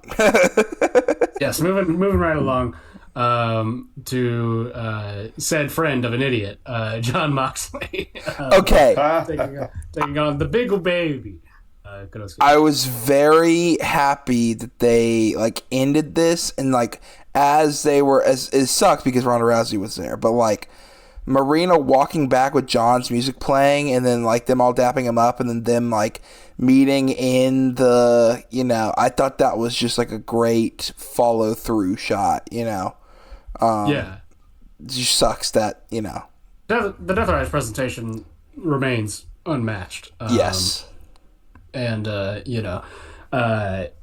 you just mentally cut out that those 2 seconds of Ronda slapping him on the back very awkwardly. It's really good. But yeah, so this of course is the real big culmination to the Death Riders Don Callis stroke Mox and Takeshita rivalry that has been brewing for months now, really, since the beginning of the year, and since the end of the Continental Classic, if you want to be legit about it. And after all the shenanigans that happened in the World's End match, or not World's End, no. Grand Slam, in the Grand Slam match in Australia. There was a lot of hope for the final pay-per-view blow-off, because it'd be under general kind of continental rules, of course, no outside interference. But with this particular one, they got rid of the time limit that usually comes with Continental Classic matches, so no possibility of a time limit draw either. So I thought this was actually a match of the year. I love this match. I thought this was great. It might be my favorite match on the card. Now that I think about it. Really? Yeah. Cool. I loved cool. Takeshita in it particularly. I thought he came across really great, even though he took the loss here. His fire in this was incredible. I think Mox was very giving to him. I'm curious to know what you guys thought. If Jack, I don't know if you watched this at all, Jack. No, sorry. I don't think Jack watched a single match on Revolution. Yeah. No, I did not. I have been really swamped lately with life. So sure. It might be a while before I can keep up with the even the littlest bit of AW again. Give me like one more month. My dog is planning his future wedding right now. He is. Yes. Don't worry, Cooper. When we just stick to exciting like anecdotes instead of acting like I'm watching it. When we get to Disney and we get out of Epcot, when we get back to the house at like 10 o'clock, I'm gonna be like, collision time. Collision. No. I will watch. I will collide with you. If you will, if I will Sakura Genesis with me, I will collide with you. Right. I couldn't think of one. Yeah, I thought this was really good. I'm a little miffed on like everything that happened afterwards, and I really. I mean, I guess Takeshi's got the TV title, and I guess he's going on tours now, so maybe you don't give him the Continental, but, like, it just feels like how many times are we going to, like, tease giving Takeshi a big title or a big push only to, like, all right, he's just not ready yet. And, like, even when he got, like, the international, it felt like a forethought because he got it, and then it was in a match where Fletcher was more the focus on the turn, and then it's like him and Fletcher and Ospreay really got the feud, and then as soon as like Kenny showed back up, he drops it immediately. I think he had like one or two defenses against like nobody of substantial, maybe like Orange or something like that. I don't even remember who he defended it against. Maybe Ricochet. Didn't he have a singles match against Ricochet? Whenever he had his first. And I thought the match itself was really good. And I think Mox made Takeshita look really strong. And I do like the angle, though, of like, I'm assuming this is going again towards Takeshita leaving the Don Callis family, which I feel like we've talked about for months now. Over almost at least half a year, if not longer. Yeah. It's been built up for a very long time. He was very babyface-ish in this match. And I really liked just the limb work Mox was working on him But I don't know. I don't think I would have been as miffed about him losing if we'll get to the elephant of who came out afterwards. But I mean, I thought it was a really good match. I can't believe he kicked out of an Avalanche Death Rider. Like, that was mental. Yeah. Like I say, he put him through the ringer for sure. I mean, I just like. I don't mind the slow burn or the Don Callis breakaway angle with Takeshita. I think you can take your time on that, and the little bits of character that they've been adding to him through that, I think are interesting.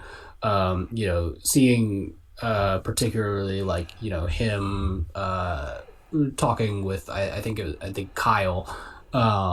And saying that he doesn't need to cheat or to interfere on his behalf, that he can do this his way. I think stuff like that is really interesting. But yeah, I do get the concern of sitting on this for too long, to really properly crown him with something. And I have even been on this podcast before saying, that he looks kind of like a geek in some instances, just kind of constantly being tugged around by Don Callis, week after week, which that I think part of that is also to blame for, like the 3-month pay-per-view absence that AEW has at the start of the year. They kind of have to, they're caught in this weird cycle where they sort of get in a good groove of storytelling, because at this point their pay-per-view cycle is mostly monthly except for the beginning of the year. So but yes, then we get into the post-match where as Moxley is about to head out with the Death Riders, lights go out again, which I probably would have spaced out these moments from each other a little bit, but it's fine. And we get a video playing, which shows a bald man who I was very worried at first. I knew that it wasn't, but just seeing a bald man, I thought it was Paul Robinson. Yeah. And with everything that had gone on, but it clearly was not. Lord. It was clearly just some actor that they hired out for the day. But he is, at this control panel, and there's a man in a tube in a chamber, and he hits a button, and there's this like red light that goes over this guy, and you see little close-ups of his body and stuff like that. And then there's this gas that's all around him, and the man in the chamber takes off this breathing mask. He bursts out of it. He screams up into the heavens, and you finally get the full shot of his face. It is, of course, William Ospreay. He is fully back. He is the Green Goblin. That was all I could think about this whole entire time. It looks exactly like the Defoe Green Goblin scene in Spider-Man. That's funny. And but yeah, so he screams in the video, and then the lights come up, and boom, he's in the ring. He immediately launches himself at Mox with a hidden blade, and the rest of the Death Riders come in trying to jump him. Ospreay gets them all out of the way, heads up to the top, and it's a fucking crazy like corkscrew plancha thing onto the Death Riders on the ground below.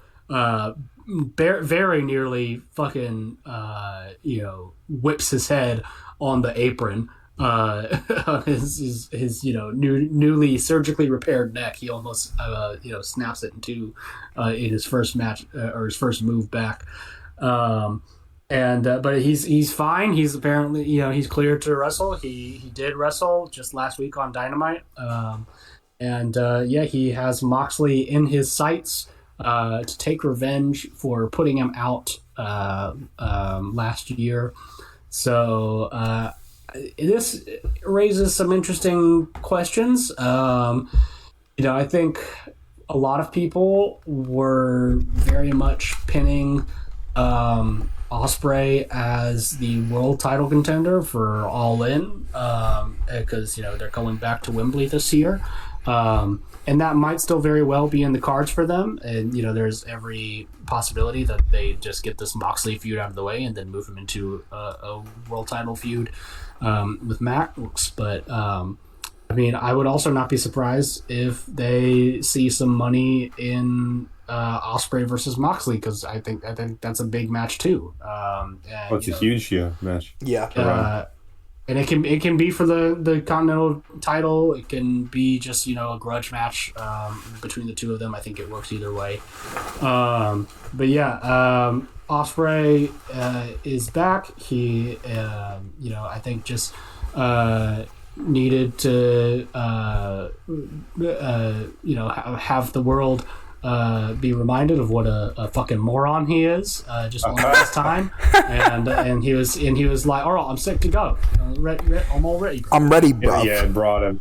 Mm-hmm. Well, I'll forget about it when I come back. I'm miffed about this too. This is the main thing, because the thing about Ospreay coming back is, I know he said originally like, hey, when I come back, I'm coming back for Jon Moxley, which is fine. Keep that through thread. And it is interesting because John isn't terrorist John anymore. He's kind of in this middle state. Yeah, But he has to, atone for his past crimes, which I like. The main reason is just like, maybe I'm wrong. Maybe they'll do, I still think Ospreay is going to be the challenge for All In. I think if you don't do it, you are an idiot. You are a dummy. Are we going to wait another year? Are we not going to do it sometimes you just have a home run, you have the slam dunk, and you just, you jam it. You jam the stuff. You jam it down the throat. I don't care if it's the most basic looking ever. If you're going to crown Will Ospreay, you do it in London when you have a giant pay-per-view in London. Especially since they're putting, like, him as the poster boy. Like, come on, guys. And so when you set up this feud, it's kind of like a lose-lose scenario here. Because you either have John pin him, I think he should pretty much go undefeated until he wins the world title. I mean, I'm fine with him losing this, but it's just like, I don't feel like he really gains anything by losing. I don't think John needs to beat him.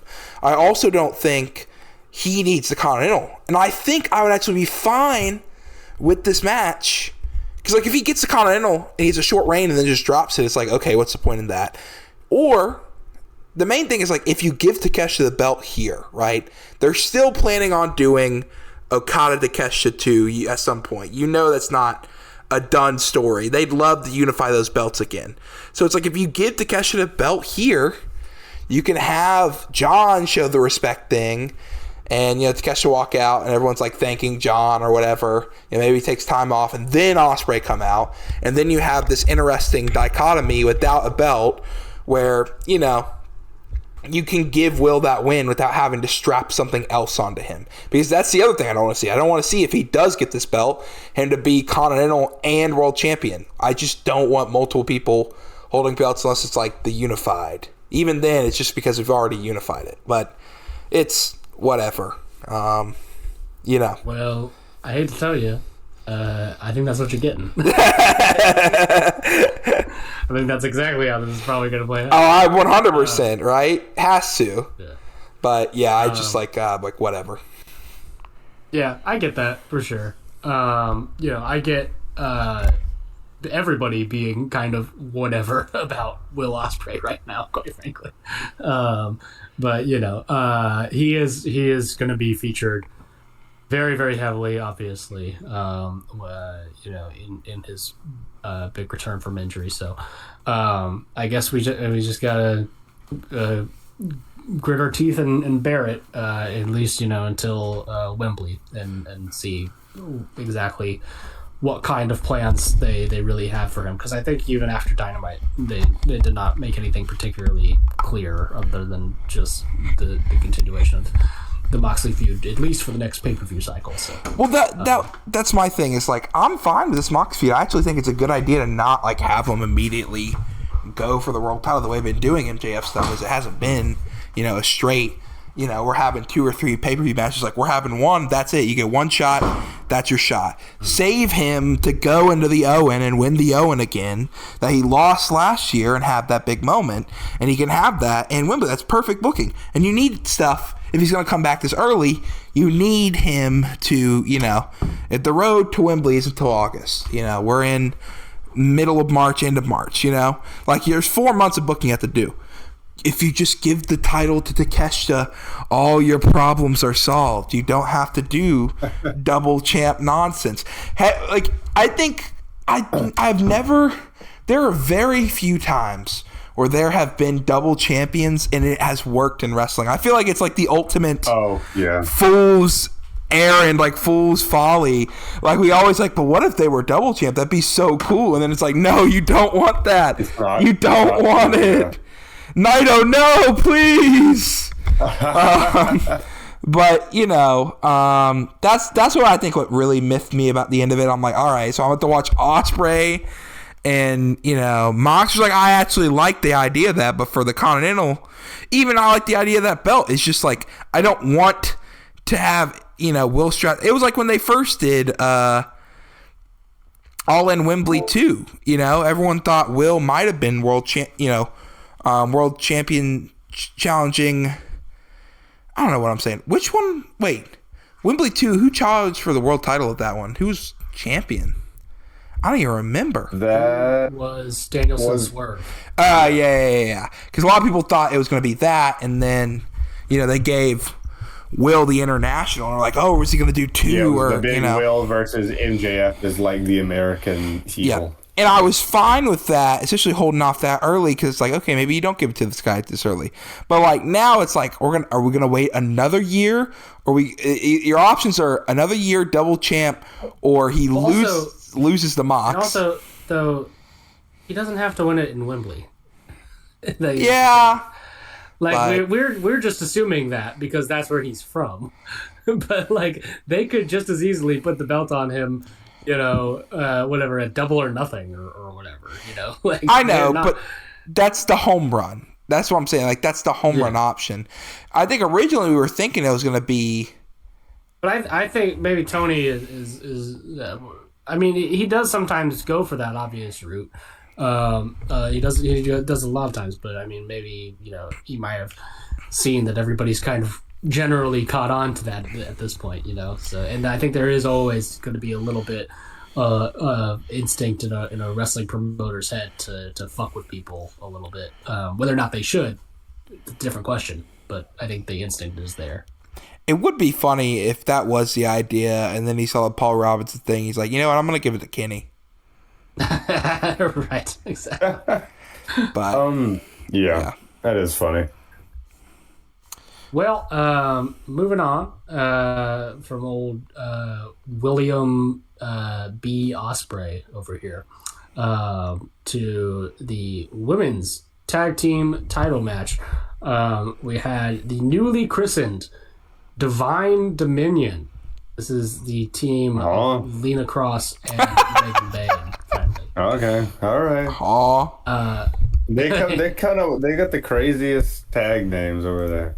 That's a good tag team. Yeah. No, it's good. It's just, it keeps happening. I don't know. Every week there's like a new women's tag team. I do kind of appreciate. It's not a bad thing. It's just funny. Like, I log on his desire to not have people accuse this division of being all Franken teams, and so he's like, they have to have a name. Goddamn. Yeah. It is. That's kind of what I'm talking about. It's like you said it, and I'm like, oh, who could this one be? Yeah. Like timeless love bombs. No sense for that to be their name, other than just they need one. But, Yeah, right.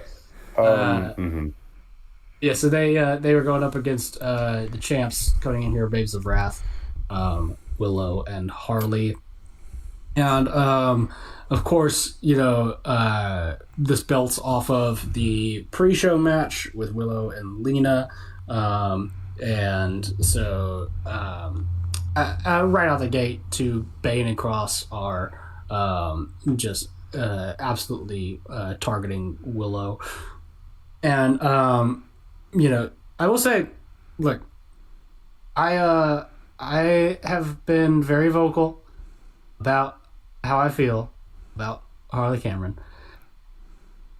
This was far and away the best Harley Cameron performance I have seen.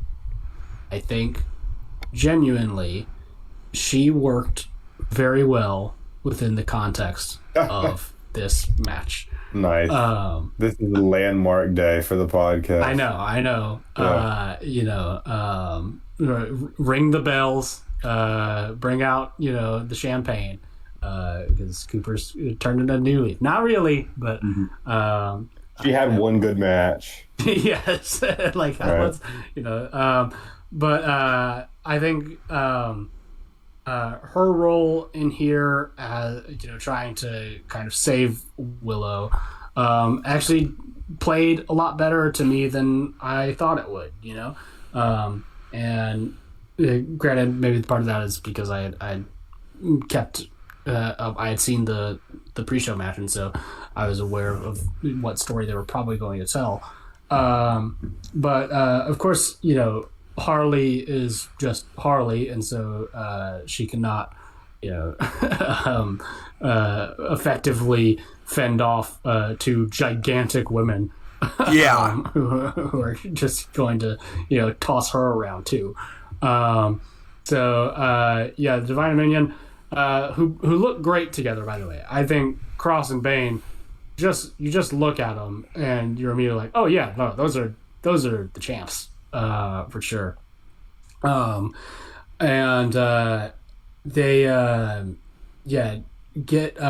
they get Willow in there all by herself, and then it is, I think Cross hits a jackhammer on her, I think. Yeah. Willow gets out of there.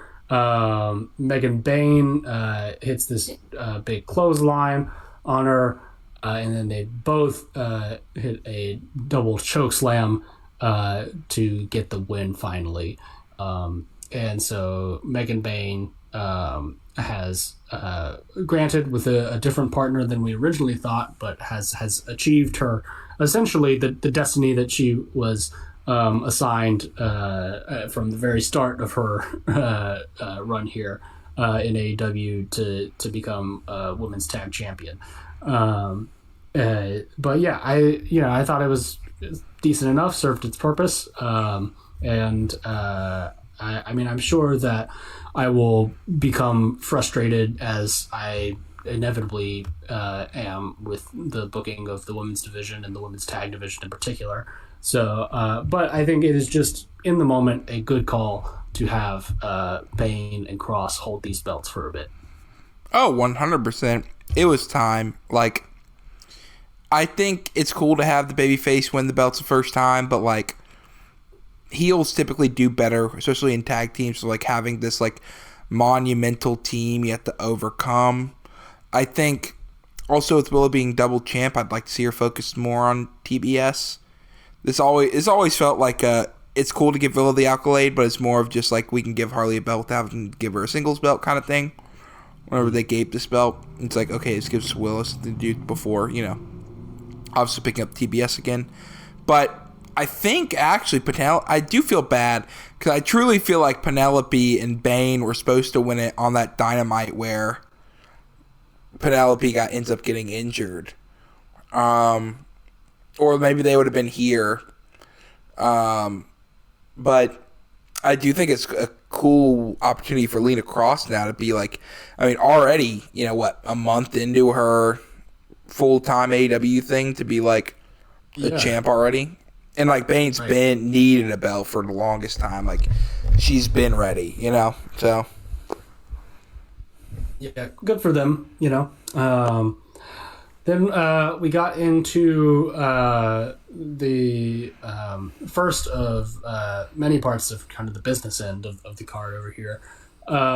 Swerve Strickland versus Brody King in a match to determine who is truly the most dangerous man in AEW.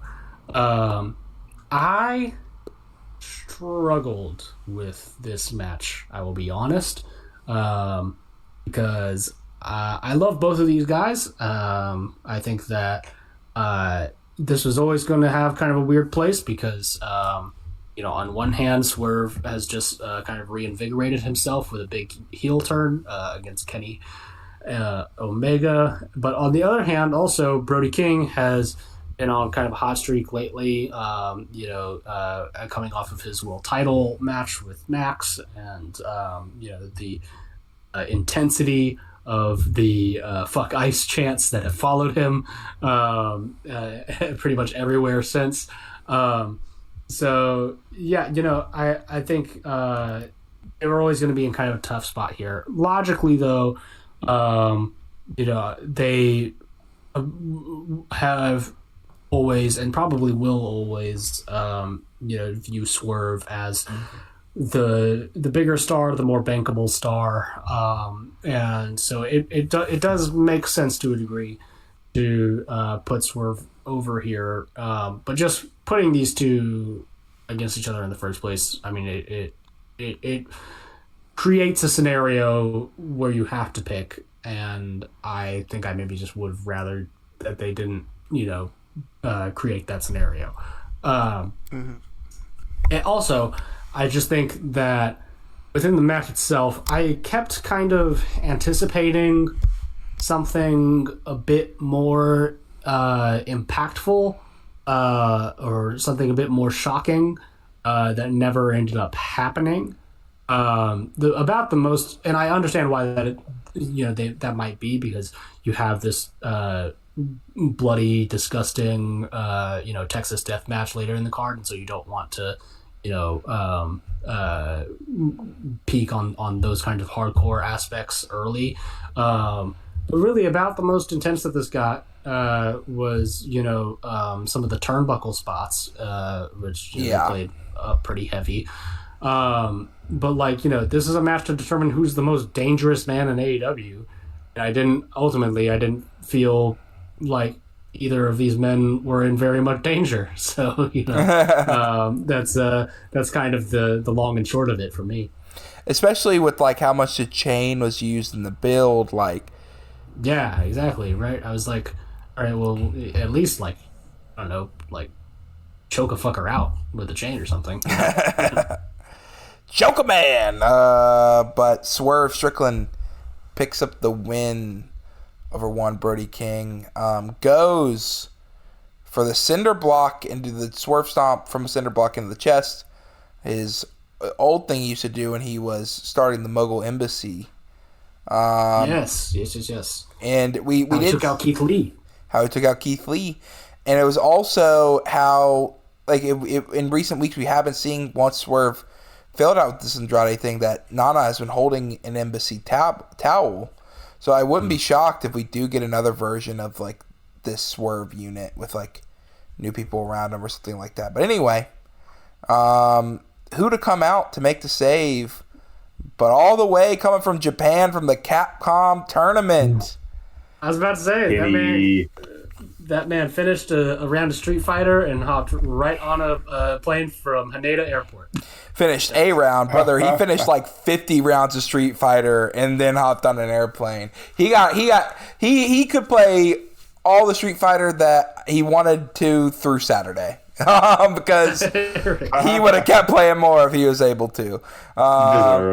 It was funny. It is very funny seeing the Street Fighter people react to him, because like some people like really don't know much about like him being a wrestler. Be like, this is the guy who played Alex. He's pretty good at Street Fighter too. I played a couple friendlies with him. It's like, that's the GOAT, bro. Like, that's the GOAT right there.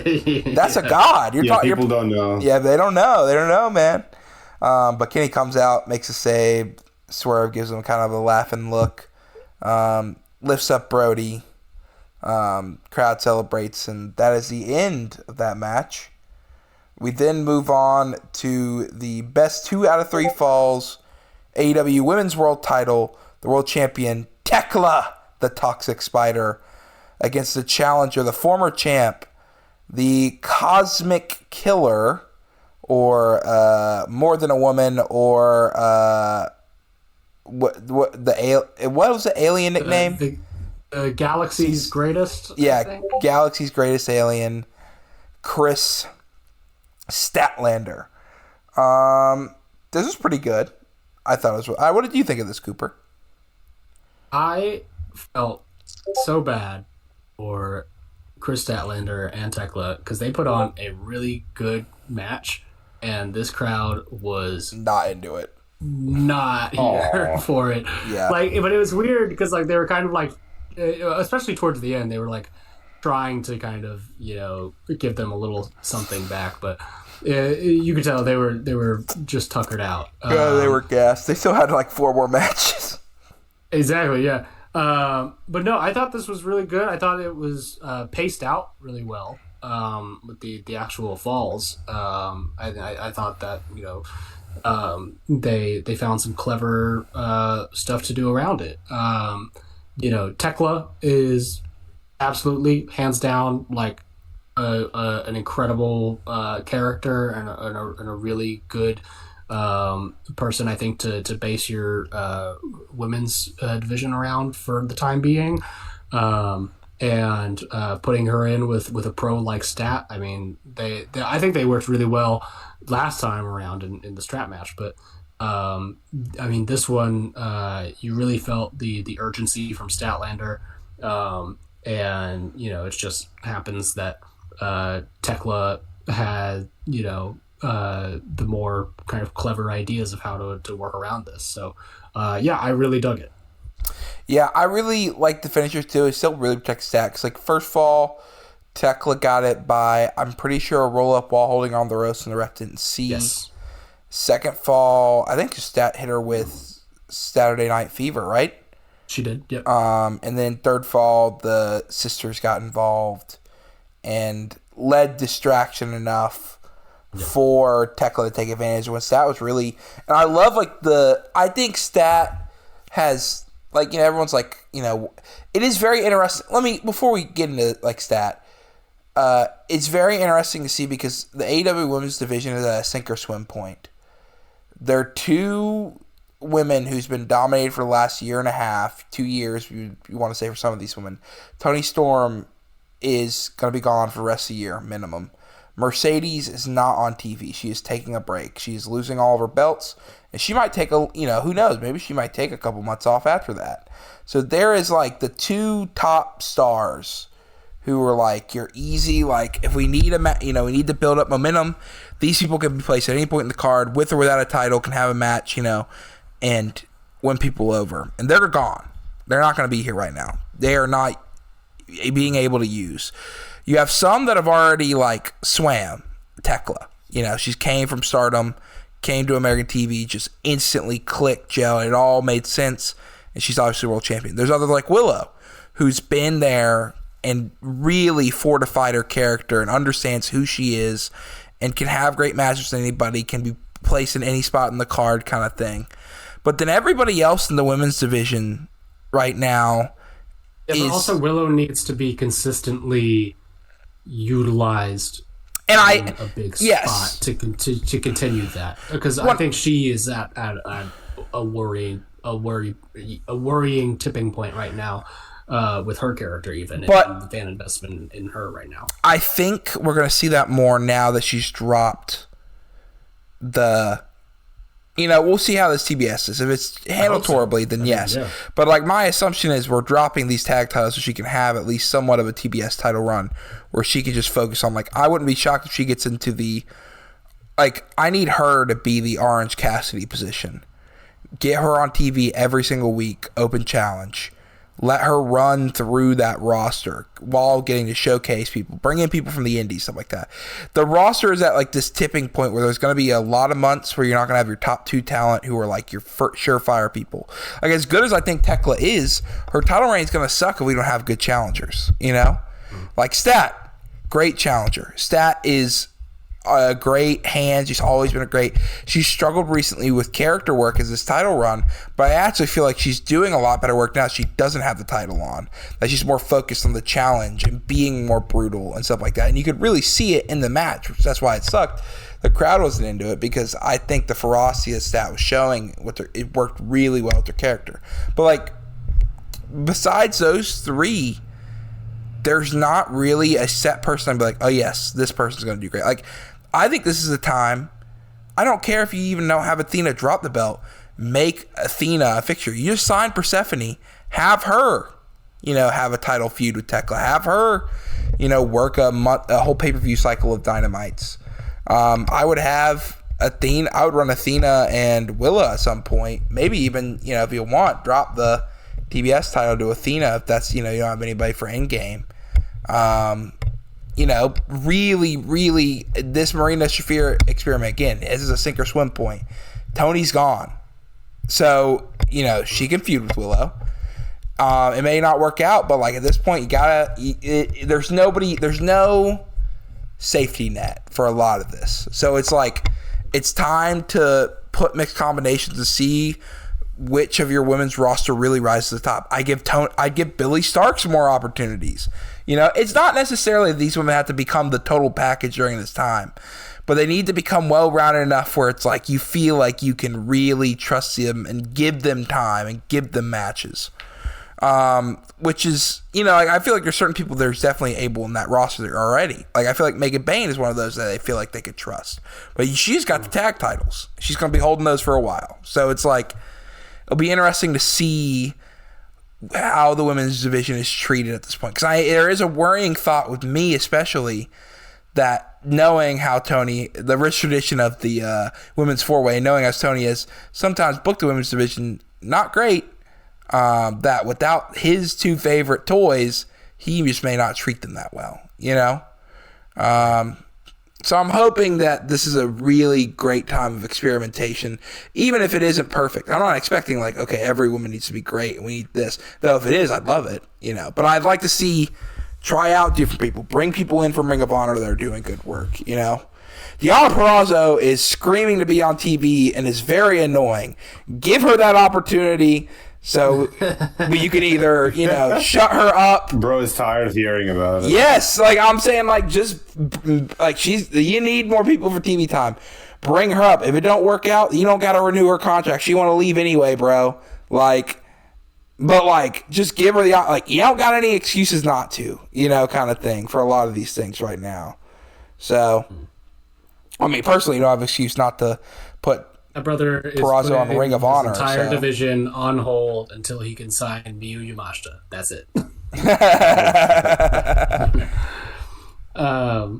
But yeah, no, I totally get where you're coming from. I mean, yeah, it has never quite been as much of an open field as it is right now.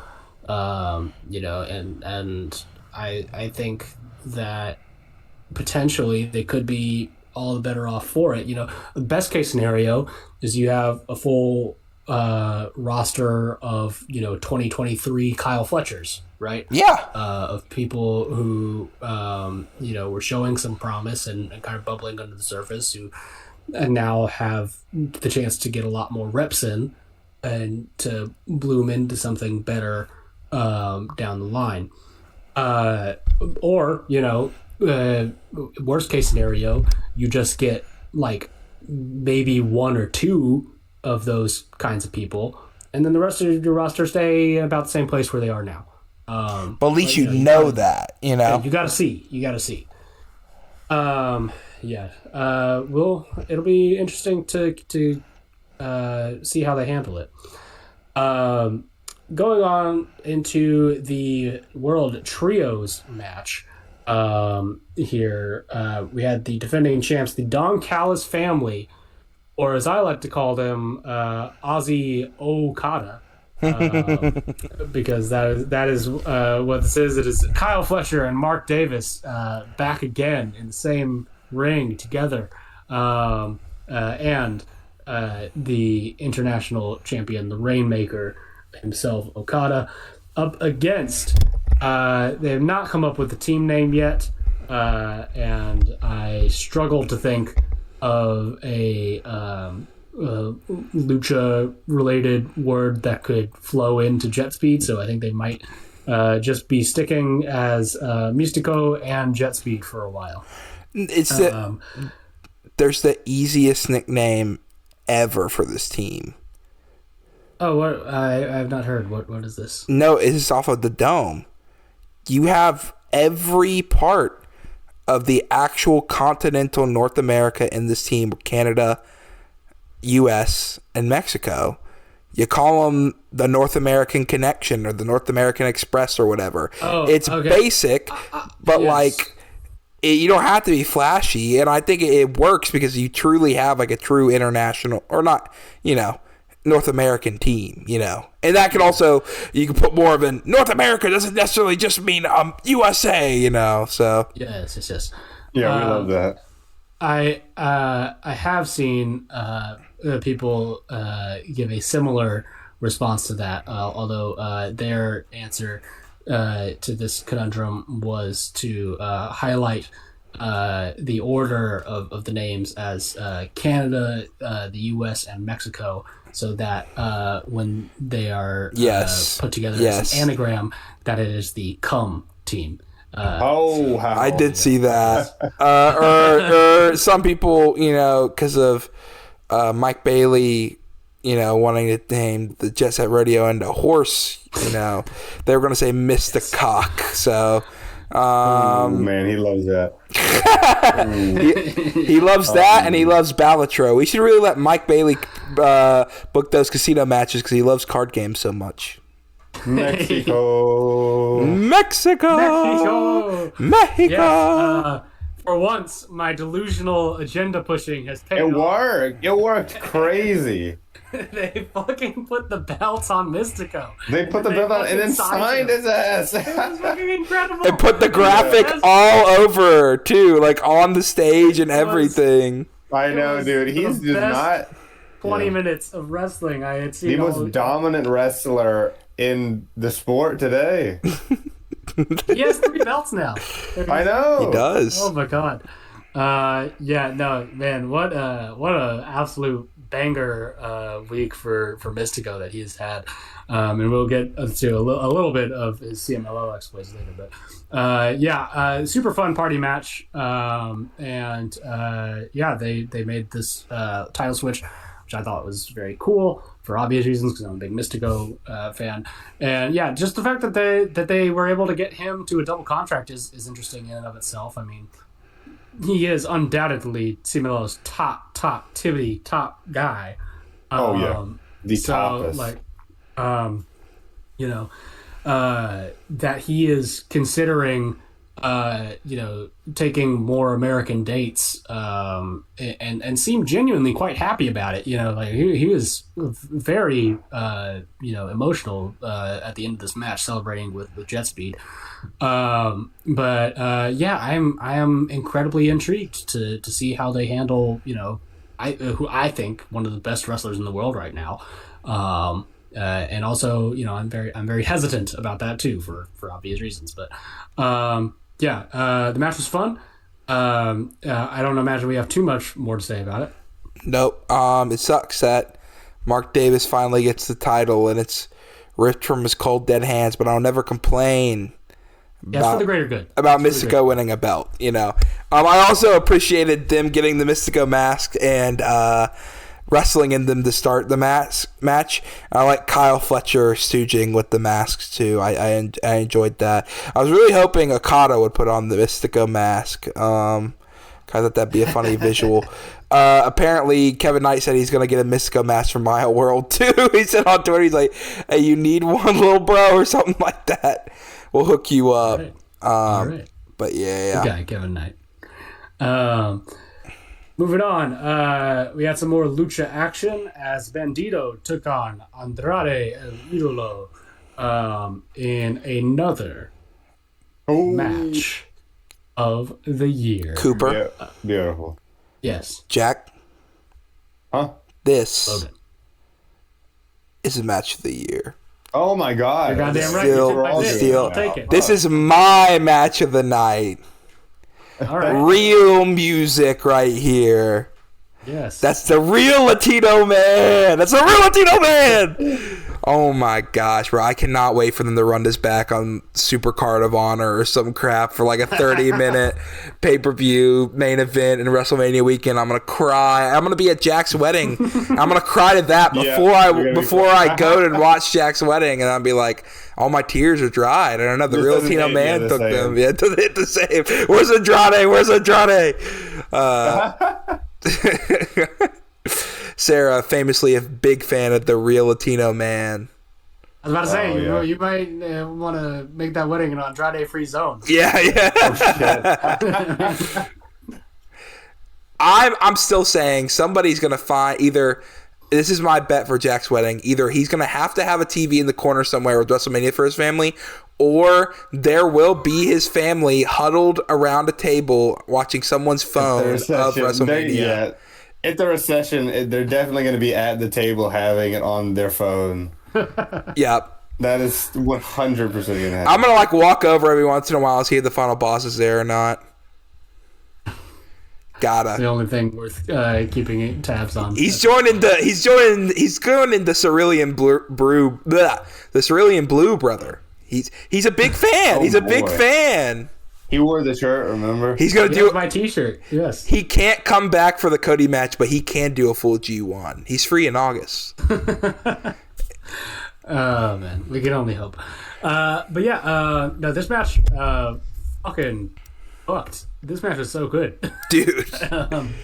The fucking deadlift 21. Maybe the best 21 plex ever. He should just start doing it like that. A lot of people, because people fucking hate that move. I think yeah, I thought it was very impressive. It was just athletically really I think it was impressive on both men, but I think also the move can be good. You just gotta not have a lazy wrestler who's just gonna stand there and grab. Like, it's gotta be organic. It's like with anything, I think most wrestlers, but like a good wrestler like Takeshita can make it organic. A bad wrestler like MJF who just pokes his butt out and stands there does not make it organic, and so it seems spotty, But I think when like it is organic, it's so cool. It's so cool. Yeah. It's awesome. But yeah, so many cool spots here. Like I said, that deadlift. The ways that Bandito was able to pull off the X knee too, was like looked super clutch and like really like he was kind of like just desperate to pull something out. But then of course Andrade gets him up top, hits an avalanche version of the DM, which looked fucking gnarly. Yeah, it looked brutal. Yeah, I would not want to take that for $1 trillion. But no, he did managed to pull it out here in his little way too short red box. Yeah, for sure. And I don't know. This is a perfect length. Maybe you should make them shorter. Don't threaten me with a good time. I don't know if that's even possible. Like to get much shorter with them, but yeah, he ordered about as small as you can go, I think. But yes, big news for Andrade, and I think I would love to see him run it back at some point. Up next, we had the no. We can skip this one. What? Well, I just want to say. We can go straight to the main event. No. I just want to say, the most collision ass main event True that I've ever seen on AEW pay-per-view. It was Roddy Strong, Orange Cassidy, and Darby Allin versus the Dogs, and the Dogs lost because that shit did not happen. The man of the arena He's a madman, you know. They're making Gabe Lord. the front man. That is not that surprising. Not only that, it is stupid and bad, but it's not that surprising. Not only that, Jack, but then he came to the press conference and said, "This isn't over, Darby, till you're pushing up daisies. Wednesday night, me and you, I'll leave the dogs behind, you lead the coffin match." And guess who won? He put him in a straitjacket, Jack. He put Gabe Kidd, the madman, in a straitjacket. He started getting flashbacks. He started going crazy. They're straight up like 80s WWF Monster of the Weeks. You know. Well, you want to talk about Monster of the Week? This week, Darby Allin is literally going to, many times he's tried to cheat death, but this might be the time it actually gets him because it's a wrestler who literally does not care about his opponent's health. Roosh versus Darby Allin on a random Dynamite. I saw that and I was like, they should just do this and then run it back again at the pay-per-view and give him 20 minutes. Like, this is like the perfect combination of like a wrestler who does not care about his opponent's health and the wrestler who doesn't care about his own health. Like, this might be the time, guys. Darby might actually die this one. We say that every week. I mean, you already got me. Yeah. So. But yes, then main eventing your AEW Revolution 2026 is none other than the Last Chance Texas Death Match. Although apparently it's only last chance if Adam Page decides to, keep his word or whatever, some bullshit. MJF champion defending his title against Hangman Adam Page. Hanger has a live trumpet player do a little new song for him. It was awesome.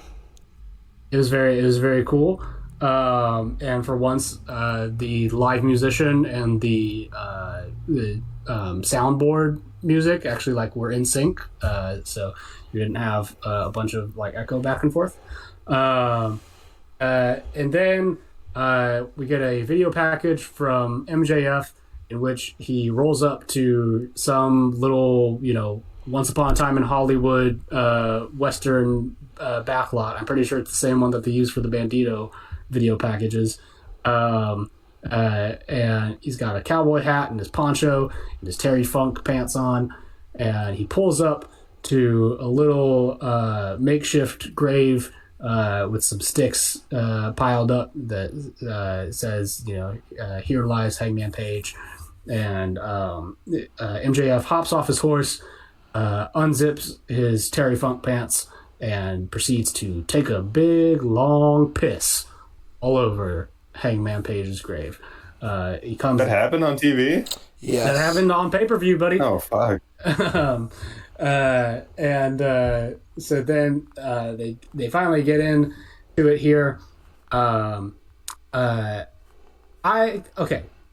lot has been said about this match, particularly one of the more notable violent spots in it, because they did in fact run back the syringe spot from Hangman and Swerve's Lights Out match, in which MJF poked a needle through Hangman Page's cheek and proceeded to squirt some liquid out of the side of it. And it looked very gross.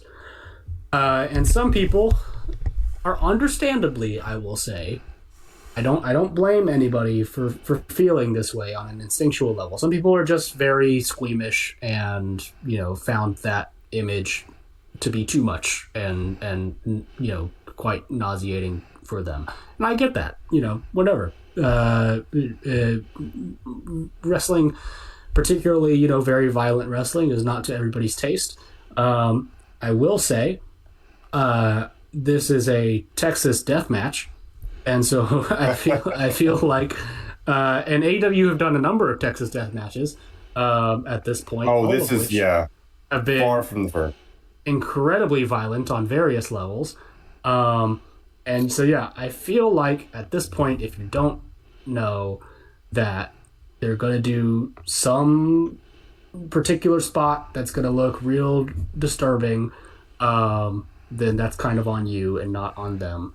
And the, you know, the part that is maybe also hard to explain for some people is that those spots, the needle through the cheek, the barbed wire across MJF's mouth as Hangman is, you know, yanking on it, you know, stuff like that looks really awful is often, and this, you know, this is maybe the controversial bit, a lot safer for the wrestlers than taking a, you know,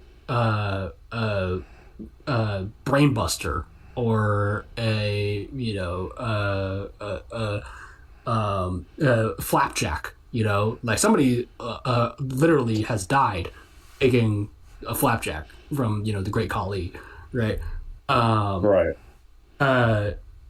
Like the regular impacts of professional wrestling are often far more dangerous than we give them credit for, and the stuff that is visually quite jarring, but really at the end of the day is just one, you know, a piercing through your cheek, essentially, is not going to necessarily result in a lifetime of debilitating spinal injuries, you know. So that being said, I mean, I'm fine with the spot, but it looked very gross.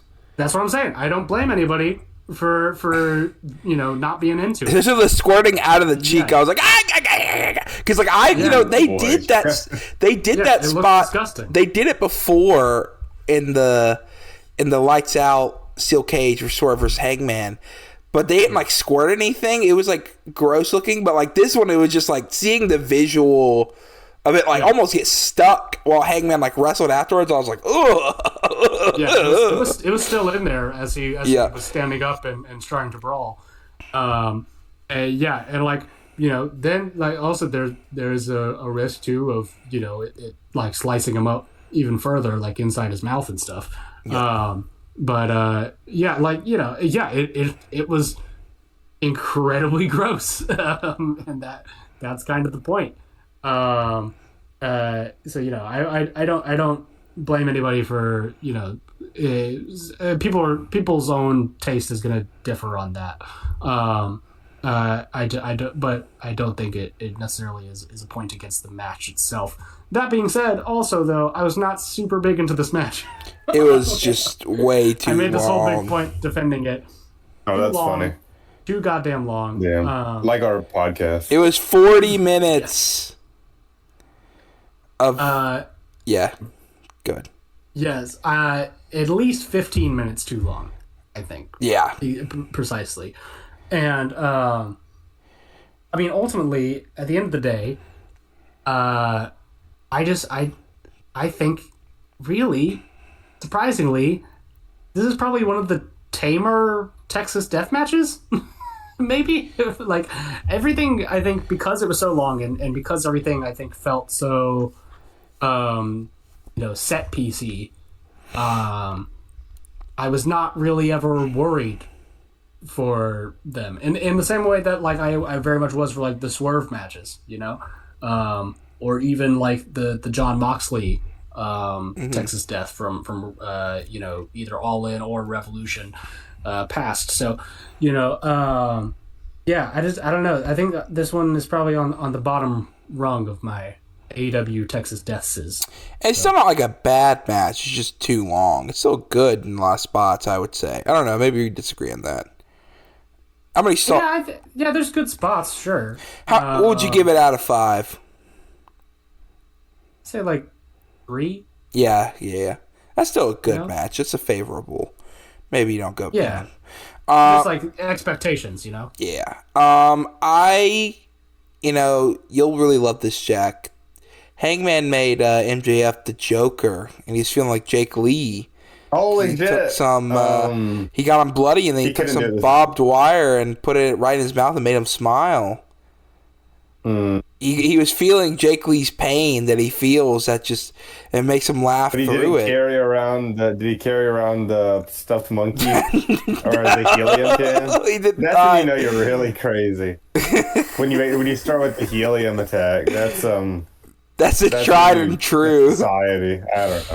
I don't know what the fuck I'm saying. The finish of this match was basically MJF hanging the hangman and getting him to pass out for the 10 count. And there were some really good like hope spots, and like I'm interested to see where this goes. I kind of don't like MJF just winning. I mean, not clean, but basically clean because it's a Texas Death Match. Of him just slowly using Hangman's move to choke him out, because I just think that's lame that he gets to do that. I don't think Max should ever. I think he should be smarter than an opponent, but I don't think he should beat them at their own game. You know what I'm saying? I think that's a good point about Max. Like I think the Brody match and the Bandito match, especially like the Brody match where they played off the first one of him really trying to get out of those things and like working Brody's ankle because he knew he couldn't, beat him one-on-one straight up power on power. But like him just basically hanging the hangman is like, I don't know. Especially because I would have been fine with it if it wasn't, not only does he win this, but now he can never challenge again or he turns heel or whatever. And it's like, you basically just give Max the biggest win ever over your top guy, babyface. It's like, what does this do in the long run? Especially, I mean, I guess makes Max happy. I'm sure Hangman was fine with it. They're boys, but I don't know. It'd be interesting to see. I think it's a little. I hate this kind of stip. I think it's interesting, but I don't want to see it really with Hangman. I think. Well, it's too late. Well, okay. So there's two things. If Hangman wasn't, a piece of crap, I'm sure at some point I'd like to see him. He's still young. I'd like to see him give one more go around with the title, and I don't necessarily want to see him as a heel. And I feel like he's someone that like. Why don't you want to see him as a heel? Because I don't feel like he works as well as a heel. I feel like he works better as a face. I disagree. A lot of people think his best work has been as a heel. Yeah. As like a heel in a way of like a righteous one. The difference is mainly is this. When Cody was like the original idea of this, when they did this with Cody, right? Cody is Homelander. So if he goes back on his word, it's like, oh yes, this guy, piece of crap, and he gets his but no, he's not Homelander. He's just good. He's just a good guy. He's a good guy. He's just a good American. But that's why, like, the idea of him going back on his word and then just challenging and using his title is like interesting. For Hangman, it's like I can see it, but again, it just I don't know. I just don't like anything that makes MJF right. How about that? Is that fair for you, Cooper? I don't like. I get what you're saying, Logan. It is like it feels. I mean, different from what we've seen. That doesn't necessarily make it. It doesn't necessarily make it bad. It's just a stipulation I don't think I would ever put unless a guy is like probably going out the door or like leaving for another company, or if he's gonna retire soon, so maybe he gets one last heel run in. But like Hangman's just, I just feel like we still got minimum unless injuries bar like 5 to 7 to 10 years of a career on this guy. I can see him possibly having multiple more world title reigns. But I feel like if you make this stip, if he does have a heel reign, great, and I'm sure it will be good, and he'll feel like vindicated and stuff like that. But like he can never have another babyface run with the title ever again. That's it. Done so. If he does, it's not until he has the heel run first. The heel run first. But even then, like unless he like, I guess they just go back on the step and Hangman and MJF does the thing where it's like now your word doesn't matter. But it's like at that point it just feels, it will always feel a little off. I'll tell you this: professional wrestling is fake, and these are all legitimate points. In like 2-3 years, I don't think anybody's gonna care. Really. Yeah. Like we can work ourselves up into it now and thinking about the hypotheticals. But like ultimately, if they tell a good enough story, which is possible, I think, regardless of the outcome of this match, you know, I think people are still going to buy into either a, you know, psychotic, you know, mentally broken Hangman, you know, maybe he, like the idea that I've had is Swerve gets the belt again, and just the sight of Swerve with the title, and putting him right back where he was in 2023, you know, maybe that does it and breaks him. Or, you know, if he, you know, just keeps getting beaten down, and he, you know, says, okay, well, I've had enough of this. I'm gonna, you know, just, you know, try to kick some ass now. Yeah, you could do any number of things with it. It's just it is a storytelling device that they have set up, and so we will see how it plays out, I suppose. Yeah, I agree. I mean, I think it's interesting to say the least. I'm not like complaining about it. I don't know. I just never like definitive steps like that, and I understood it was always going to be a word thing. But I just hate it. I just hate it. The word thing is worse in my opinion. It is kind of stupid. Yeah, like they're telegraphing it so hard. Yeah. I mean, I also just what's even what's the point? What's even the point? It kind of feels like. Well, I mean, with the word thing, why he did it like that was the whole thing with MJF is like, I see you for what you truly are. You say you're this hero and all this stuff for the people, but you're really just a coward, and I hate that they root for you and all this stuff. And so, like, the whole thing is like he's proving him right in the way of he is a coward who will go back on his word. And if it makes him, you know, he's no different than Max, you know, if he seeks opportunity kind of thing. Which is cool, but also I don't like MJF being right ever because he's a chicken crap heel. So I want him to be wrong. So I just don't really like that idea. But I'm fine with it. It's not like the end of the world for me. I was like, oh, this sucks. You know, it's not like I was in Dynasty 2024 when Swerve lost, where I'm like, oh my gosh, we have Terrorist John going back on his word and hanging out with the Young Bucks. You know, it's like I'm completely chill with this stip, and like I choreographed it from the beginning. I'm like, I'm pretty sure he's just gonna he's gonna lose the thing. I just don't really like Max not only beating him, not only he's gonna have the vindication that way, but he also gets to hang him. I'm like, all right, come on. How much is this overkill where we got to put Max up? He does not need to look strong. He always needs to eke out wins, you know. I did like the Terry Funk tights, though, that Max wore. So Student of the game. Wild Funker. All right, well, that's Revolution. It's time to go to where real wrestling lives, CMLL. Cooper, take it away. I will make this incredibly brief because 5 minutes, Cooper. Yes, we've been going very long. CMLL had their annual Homenaje a Dos Leyendas show just, I think, last Friday, I think. And it was great. It was a really fun time. This time they were honoring both their founder, Salvador Lutteroth, who they honor every year. But this time the additional leyenda that they honored was, at the time, still active wrestler El Satanico, who is like fucking like 70 years old and was still wrestling up until that very night where he had his retirement match in a trio eliminator match with Blue Panther and Atlantis Senior, not Junior. And so really the only big points that I want to highlight here are just that Satanico retirement match, which was a lot of fun, but not necessarily good, but it was fun. I feel that way about a lot of wrestling. Yeah, the combined age, I believe, was well over 100 years old in the ring. Beautiful. For that one. Beautiful.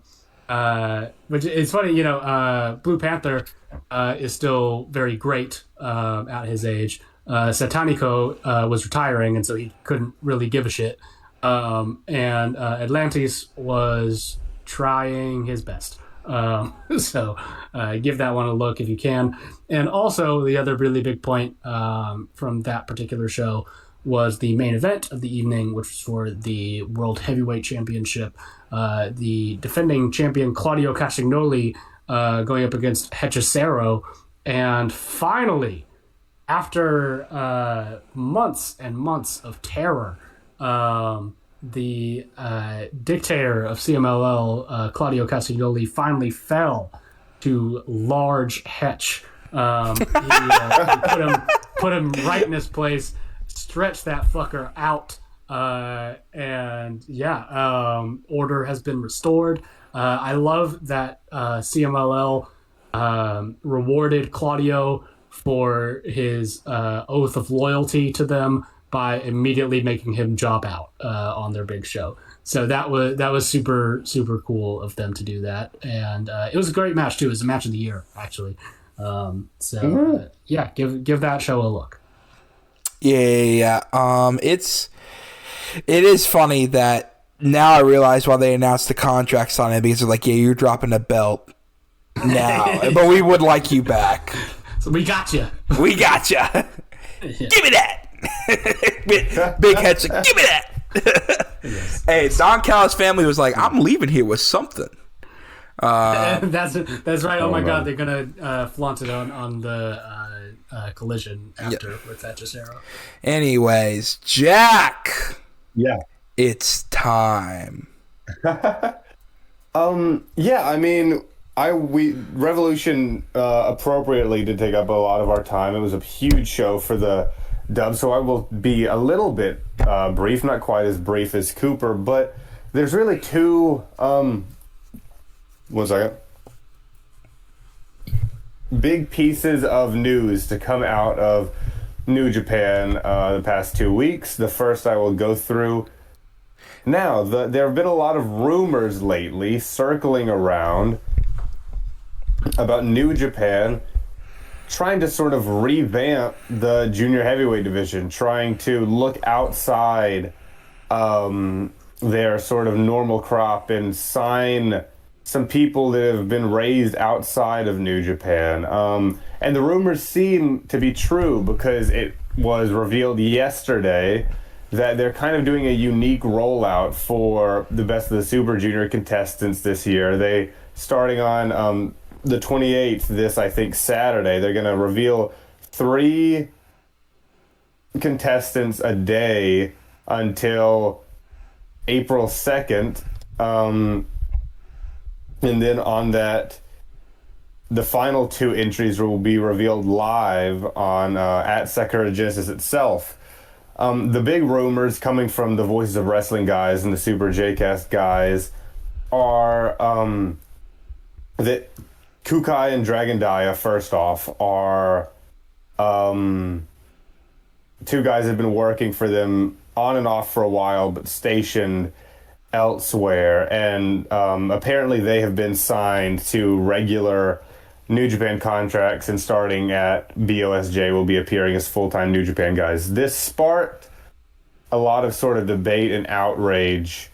Not outrage, but a lot of debate and sort of discussion on the internet about Dia specifically, and like hypocrisy. I did see a lot of conversation, especially from hardcore Dragon Gate fans surrounding his name particularly being involved in this. Yeah, Dragon Dia is one of those guys. He's kind of like the even though he's not the top guy right now, I am under the impression that he has been sort of one of their big, like, straight-laced babyface guys for a while, and he really is very different from the other guys that they're rumored to be signing, because he's like a true blue Dragon Gate guy. He's not like a freelancer or his own man or anything. He's really a Dragon Gate dude, and New Japan normally doesn't do this. I guess the last time they did it was Shingo, who's the same deal with Dragon Gate, actually. But I mean, a guy like Jake Lee, he was in Noah and All Japan, but he had been around the block, and a lot of the guys they end up taking are, small time. Just it's different than this. And people, a lot of discourse about the hypocrisy between people getting frustrated with New Japan getting rated in the States, but then rating the Japanese indie scene in their own country. And it's interesting to talk about, but what do y'all think about that sort of thing? Well, I mean, like, at the end of the day, I've said this before, New Japan, as opposed to the infantilized vision of it that I feel like a lot of its Western fans have, is a major professional wrestling company. Yeah, one of the biggest in the world. And is essentially has been since its inception, essentially the WWE of the region. Yes. And they have played sneaky, underhanded tactics with not only just their competition, but with their promotional partners as well, plenty of times in their history. Yeah. With this, I will say, like, so something I've heard from folks maybe more involved in the Dragon Gate side of things is that they have heard straight up nothing from Dragon Dia regarding this. What's like just radio silence. He has not apparently talked to anybody in the company for a number of weeks now. That's interesting because, I mean, I was under the impression that they were doing some exit angle for him, but is that not? He's just sort of disappeared? They could have been planning that. Oh my god, that is bad, actually. Yeah. But the last that I heard was that he just wasn't talking to people, and wasn't showing up for training, for shows, for anything. You don't want that. I can't lie. Yeah, that is tough. And like, it's more money for him. So, I mean, I don't necessarily blame him or anything. Yeah. But it does call into question, I suppose, the they made a very big kind of deal a couple years back, if you'll remember, with sort of the advent of doing some more of those all together shows, right, with a number of promotions, Noah, All Japan, etc., and the whole United Japan organization, which, like, really, what the fuck is that even for? I know, yeah. Like, they made a point of kind of being at the forefront of representing a sort of like unified front of Japanese wrestling. And I think all this has done really is just show that it is still very much a tiered system, right? Yeah, I mean, the big fish eats the small fish in pro wrestling, and it happens everywhere. Yeah, but like for the other guys, Kukai, who I'm about to get into the other ones that are rumored here in just a second. I just wanted to open with those less sort of surprising ones. Yeah, Kukai's a great pickup for them. He's great. I've enjoyed a lot of his work. I was actually about to say before he moved on, like, I have really enjoyed Kukai's work in New Japan. I'm happy for him to be signed because he's, again, a guy who's kind of, before New Japan and probably El Desperado specifically found him, he was kind of super obscure, like barely getting his name out there, working on the Mexican Indies, much like actually Doki was before he found his way back to Japan. But I really enjoy his work. I think he's a great pickup. I'm excited to see him in probably Best of the Super Juniors this year. Comparatively, I think Dragon Dia is like bad, and I've never enjoyed the tours that he's done in New Japan. And if we need Dragon Gate to keep him for moral reasons, I will not be opposed. I have never liked his work. he's he's super fucking boring. I'm not gonna lie. Damn. Hey, Yeah. bookmark this. Within a year, when Dragon Dia holds the junior title, and Jack's gonna be like, he was always so good. Like, you guys hated him, but like, I saw something you didn't see. Mm-hmm. That might well be true. I will not lie. I'm very. I switch up. I switch up. Embarrassed to say it. It is very funny. They just gotta get that man some face paint and some balloons or some shit, and Jack will be all into it. Yes. Oh my god. The other more interesting names that are being talked about, there were a few that I didn't really know. I think it's a bunch of JTO guys, which again we've said before that they should look at, just like Stardom was looked at. So that's cool. The two more well-known names that were sort of mentioned this week on those shows just recently is that they're apparently deep in talks with one of our favorite indie dudes on the podcast, all three of us, Fuminori Abe of Astronauts, and also the recently debuted Yutani in CMLL, who just sort of a Japanese guy who popped up in CMLL randomly. I don't know. I mean, Cooper would know the most about that. So those are the two more interesting names that are supposed to be getting a look from New Japan. Yutani's been tagging with Shomakato a lot recently. Okay, that makes sense then, if they're sort of using that as an intermediary. So yeah, I can't speak to his work, but I would love to see him come in. I mean, he's got a cool ass look with the blue hair and the face paint. But Abe obviously is one of the very best in the world, and has been for quite some time now. He would really probably be, their best outside signing in a really long time. I mean, Takagi is amazing, obviously, and Sonata was amazing a few years before him. But he's on that same level. He's so fucking good. And he was, remember that Astronauts team with Nomura? I think Nomura is injured right now, right? So that was certainly my memory from late last year. Yeah. I haven't heard him pop up since then. It's been a while, both those two are great, but yeah. Abe is the more well-known of the two. Great wrestler. I hope the rumors are true. They seem to be. They're kind of becoming more and more like open slowly. So, dude, that would be, if it does come to pass, that would be definitely the buzziest like signing for them. Probably since Shingo. Oh yeah. Definitely for the internet wrestling community, for sure. Yeah, he's a big cult favorite. Yeah. I just hope that he wrestles in such a distinct style that I hope he finds people to really click with on the New Japan roster. That's funny. Worry. Yeah.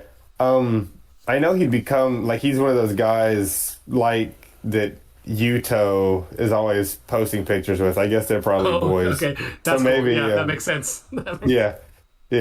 I heard that Zach's really the one that's pushing for him, and if he does come, it might be a TMDK type thing. That was the thing, that they said on JCast 2 this week, that a lot of these guys have factions already penciled in to join immediately. So I think that might well be true, that he's sort of a Sabre Jr., he's influencing that decision. I think that's interesting because there's already two top juniors in Team Decay, and I don't know if maybe either Abe would not be long for the junior division, or Fujita is getting a look at. It's moving up soon. Either one of them I could see, but again, we're getting deep into speculation he hasn't even, gotten the graphic yet, as they say. So maybe we can talk more about that in the future when it's confirmed. As for the New Japan Cup, it did finish up this week, obviously. We're now on the road to Sakura Genesis. I don't want to...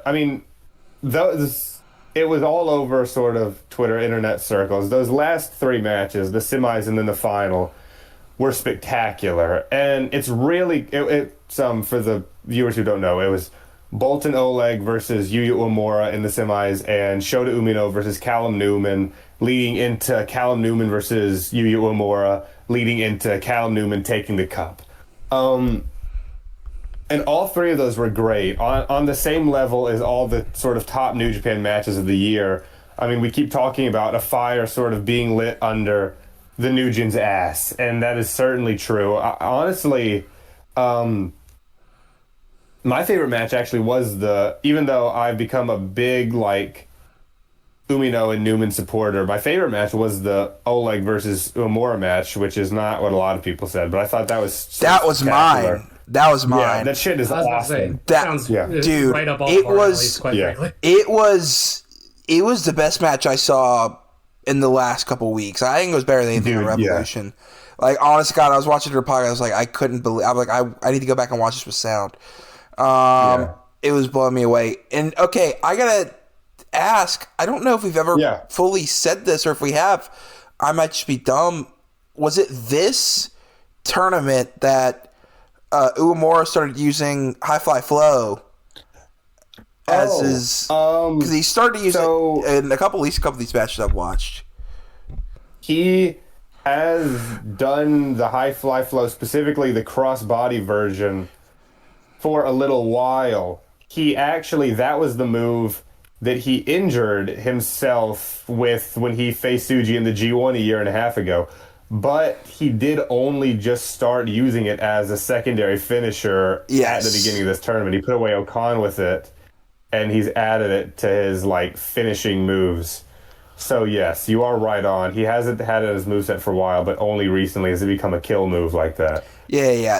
Because he does the regular one, and then he does the crossbody. Yeah, he does it kind of like reverse from how Tanahashi always did. Which I thought is pretty neat. And I think it works well against the struggle of if he can't get the deadbolt, you know. It's something different for sure. But it's more, high risk. He ends up, actually, I don't know if you ended up watching the final or got to it. Yeah. So he puts Oleg away with it, and then using that instead of Old Reliable actually is what makes him lose to Newman in the next one. He was sort of flying too close to the sun with trying the High Fly Flow in that one, and Newman took advantage, was able to debut a new sort of move for him and take the win. The Oleg match, again, was really great. I think Oleg is coming into his own so well as, like, a monster, and not just, like, he doesn't just have, like, the standard, like, amateur wrestling moveset that all those guys have for a little while. He's got a lot of interesting shit and is just got a way better sense. Even though he's still, like, a freak athlete, he's got a way better sense for pro wrestling now than he did at the beginning of his career. And he's just like a super dominant, fun to watch powerhouse, and against a guy like Uemura especially, who's like great on the receiving end. That's just a special match I'd look out for.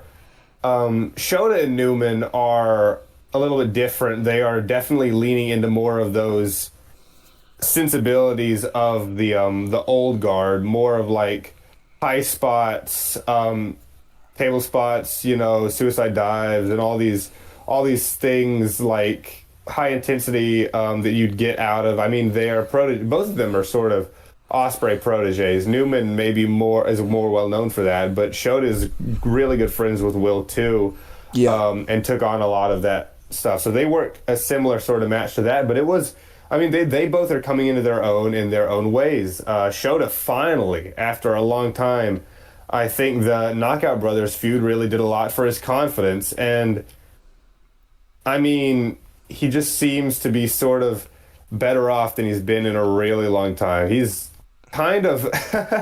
What's funny about Shota is that he is like reverted back to his very first look coming back from Excursion after all of this, with the purple pants and the long sort of more orange hair. But he looks great.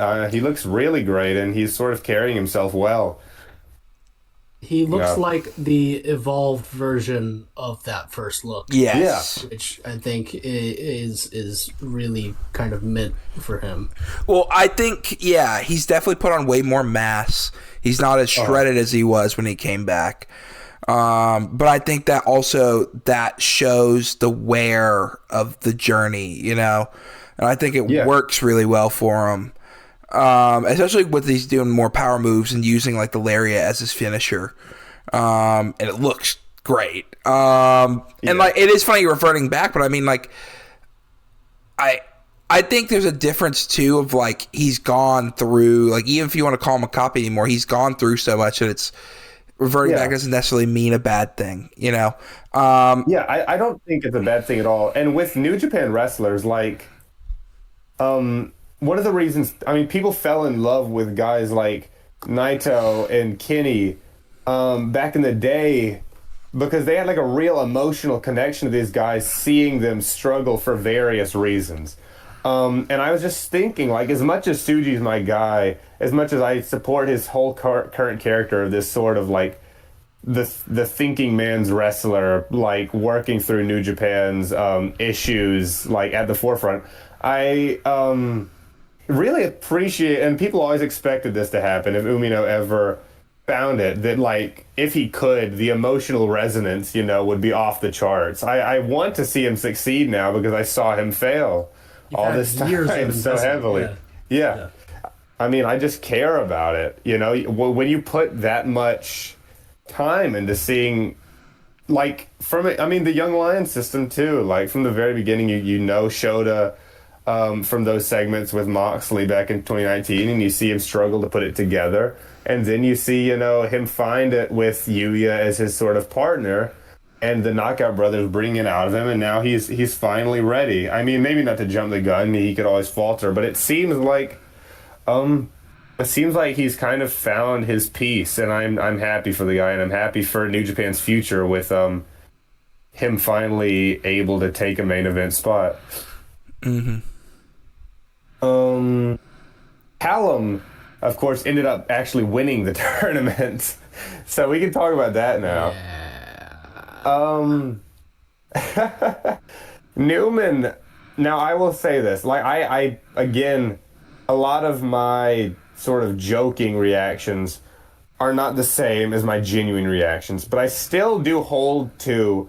I think Newman is a good wrestler who has gotten, like, put in effort to getting better. He is not at the same level of these guys we've been talking about. He is certainly no Oleg or Uemura or Shota Umino or Yota Tsuji. But I am not too upset about it. Just Gato loves his tropes, and he needs a top foreign heel. And Finley left, and Gabe left, so we had to have a guy. So I mean, fuck, it's him. There's no one else that it can be. He's pretty good. Like, genuinely, I believe he's pretty good. I agree with y'all's criticisms. He has a terrible look, and he does not have sort of the promos down yet. He's sort of like reverting to the absolute most basic tropes of this archetype. But in ring, he has a lot to look out for. I think his striking is really exciting, and I think he's got he's got a good sense of how to be a fun chicken shit annoying heel. But also his pacing, again, funnily enough, like people always point out, is kind of not great. He's one of those guys that needs to be guided to a great match, but can't have a great match on his own. So yeah. I don't know about giving him the cup compared to a guy like Yuya, but... Well, yeah. So it's interesting to see, because some people are like, okay, so Yuya's going to win the G1, and I don't necessarily believe that. No. Because I feel like they're going to shut up. I do think there is a chance that, like, G1 winners right now, like, Newman winning this basically eliminates him from the G1, especially with this Ospreay stuff. Like, even if he gets a title win here, he's gonna be occupied with United Empire lore. Yeah, right. And the Shield chair. Basically, nobody from United Empire is gonna win the G1. I think Yuya. Don't count out Hinori, bro. I think Yuya. Hey, don't cut out Jake Lee. That's the jonkler. He can always just make a run. But I think both Yuya and Shota, both of this like Reiwa generation, could like. No. I don't know. He's due. That bro is not gonna jerk off for a whole. The king of NoFap is gonna come from the crowd. Oh my god! Another thing that went under the radar with all the junior division talk is that like the sort of New Japan leaker sphere said that Newman and Hanare were the first guys to sign these sort of revamped multi-year New Japan deals instead of the regular 1 year. So we're stuck with those two for a little while. Well, like I don't even think like my thing about Newman is like, and we'll get into it after I finish the G1 thing. Is like I think Shota and Yuya have a good shot at the G1. I think Zach, because they may want to run back that match with Zach and. Suji and put Suji over big. I could easily see that in the Wrestle Kingdom spot too, or Dominion, or whatever big match. But like, I think Yuya and Suji have been like so far like almost career rivals. Yeah. And so that was like my only thing about this is like, if it is him getting the G1 win, then I'm fine with this. But I don't feel like he is. It's like I feel like we're going to Shota, which is fine. I think in watching these matches, I do agree that I think Shota has really come into his own once again. Mm-hmm. And like his facial expressions and the way his ring work is, he's looking solid. It definitely out of the four of these, I think Newman's the most green. He's the youngest. Yeah, he's objectively the most green. Yeah, he definitely isn't like he's not methodical. Like he knows his spots, but like sometimes he'll rush into them where it's like, okay, this is just like you can tell this is like this person has to stand up at this time because it would make no sense otherwise. Or I feel like he can learn to slow down sometimes. And there are times where his strikes look like there was one time where he had a forearm and I'm like, that looked phenomenal. And then the next forearm looked crappy. It's like he's not very consistent. No. And I can see your idea. My problem is he just has like no aura whatsoever. I'm like, and it's not even like the Alex thing. It's just like, I don't even hate his attire as much, but the whole kiss the crown thing with the littlest tattoo on his wrist, I think is lame. I think like Zane J has more of a presence than he does half the time. Like, I feel like when I watched the Zane J match, I feel like he was more enjoyable. And there are some stuff like him spitting on Tanahashi during, like, the main event match, I think was, like, a good... I feel like he just needs to learn to be more vocal. And what's doing Newman no favors, too, is that he's kind of, like, the leader of United Empire. Yeah. But without him, United Empire is, like, fucking cooking. I mean... They are sort of they have the most over-the-top, like, exciting characters in New Japan, like the most sort of almost like WWE-esque guys. They've got, Lee and Okan and Hanare and now Andrade, like all these larger-than-life dudes. So it's funny that, like you said, Newman is sort of just this white guy in New Japan. He's doing he'll struggle, he'll struggle to get to that level. He's doing like the Finley formula, but like he has not like I didn't think when Finley started out he would have much charisma. Like going back in those Finley promos versus like the Callum ones, he seems like, and my main thing is like it's like he just doesn't feel anything to me half the time, and like he's not cool enough to where that will work, he has, I mean, it would be low-hanging fruit, but it would probably be better for him if they did just sort of do the classic deal of giving him fucking Gato or something instead of having Zane J, who's another younger guy, as his heel second, because that would at least give him, immediate heat. It's the reason they did it for Okada and Jay and Finley. It's just like instantly the crowd's like, hey, we can take you seriously. The same way, Heyman works in WWE. Yeah, for sure.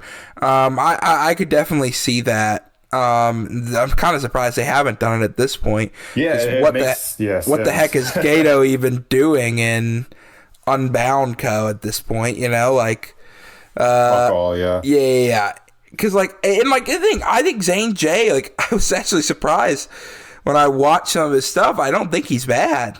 I think he's great. No, not at all. But I think he's enjoying the character, and it's a very you can. I have wrestler to be a high spot, but I think he's enjoyable lower card heel.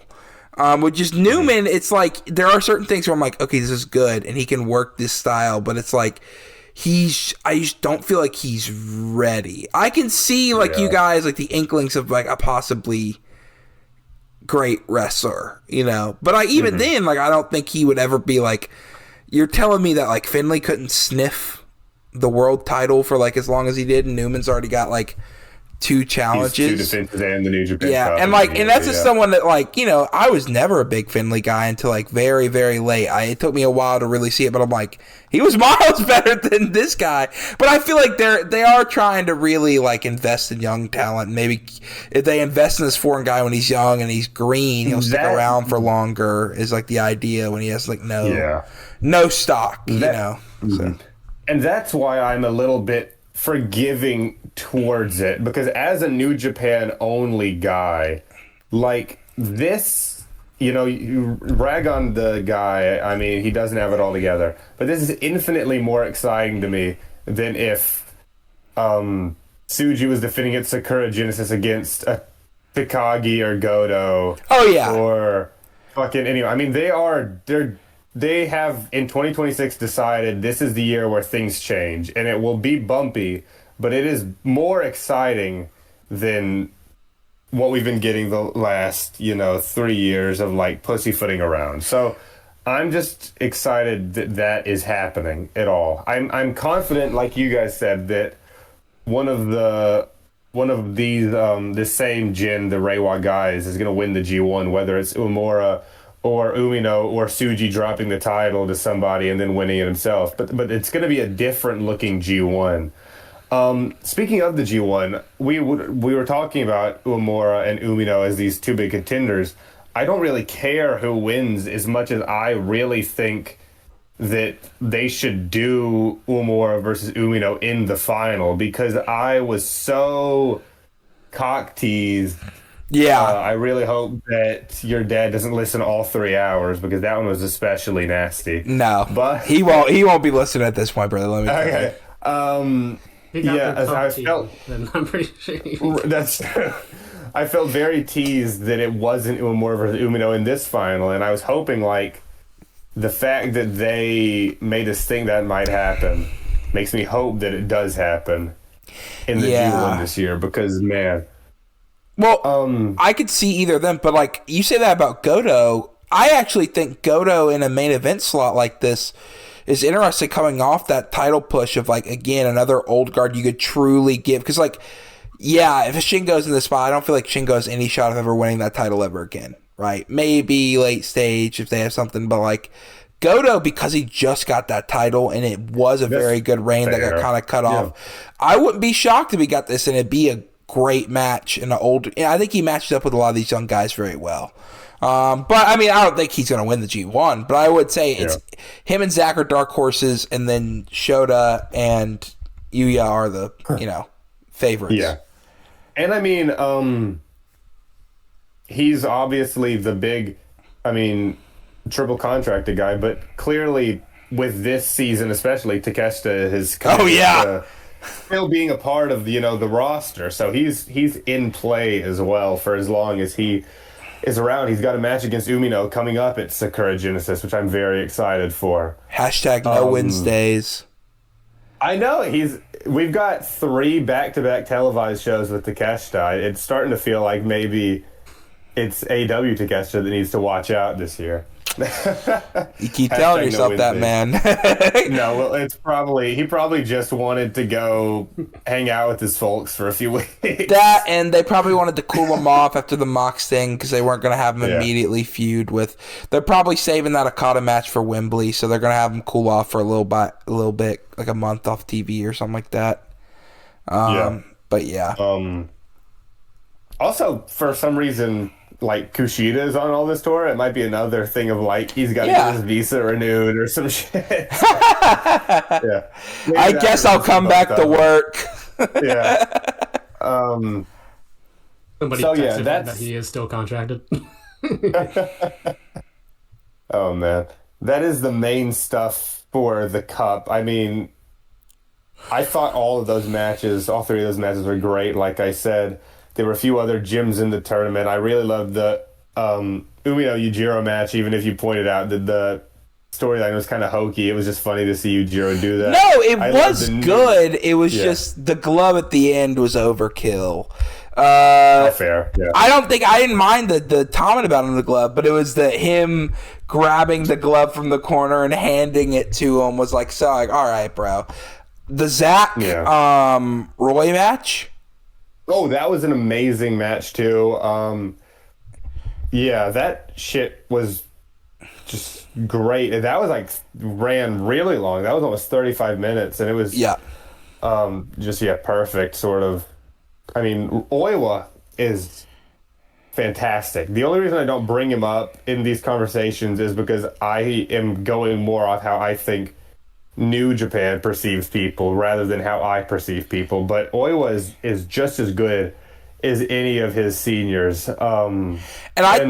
Fujita too in the junior division. Both those two guys are as good as anyone else. They are amazing. And I think Oiwa could, in a year or two, be someone that's at that main event level. He just hasn't been treated as that such yet. Yeah. And again, even in this tournament, he didn't beat Zach. He's still seen as that second in his faction. Yeah. And then go ahead. I was just saying they have a lot of people they need to build up right now at the same time, and you can't have everyone looking like the absolute biggest star in the company at the same time. Yeah. So it's just difficult. You got to pick and choose. I thought the Zach Shota match too finally redeemed the terrible Wrestle Kingdom main event. That was good. It was good shit. For other smaller ones, I really liked my boy Big Jag's performance in his one match against Newman. I hope that he gets some G1 run this year. He's really fun, and he would be really fun. And I like, yeah. Imagine Big Jag getting a win over Suji, and then we get that program on the road to Wrestle Kingdom. Fuck yeah, at King of Pro Wrestling. Yeah, that'd be pretty sick. We haven't talked about obviously the best match of the whole tour, Takeshita versus Yujiro for the TV title. Oh my god, dude! That was hilarious. I don't know what's going on with Yujiro. Did we say on air, or was that before we started recording? Before, I think. Long.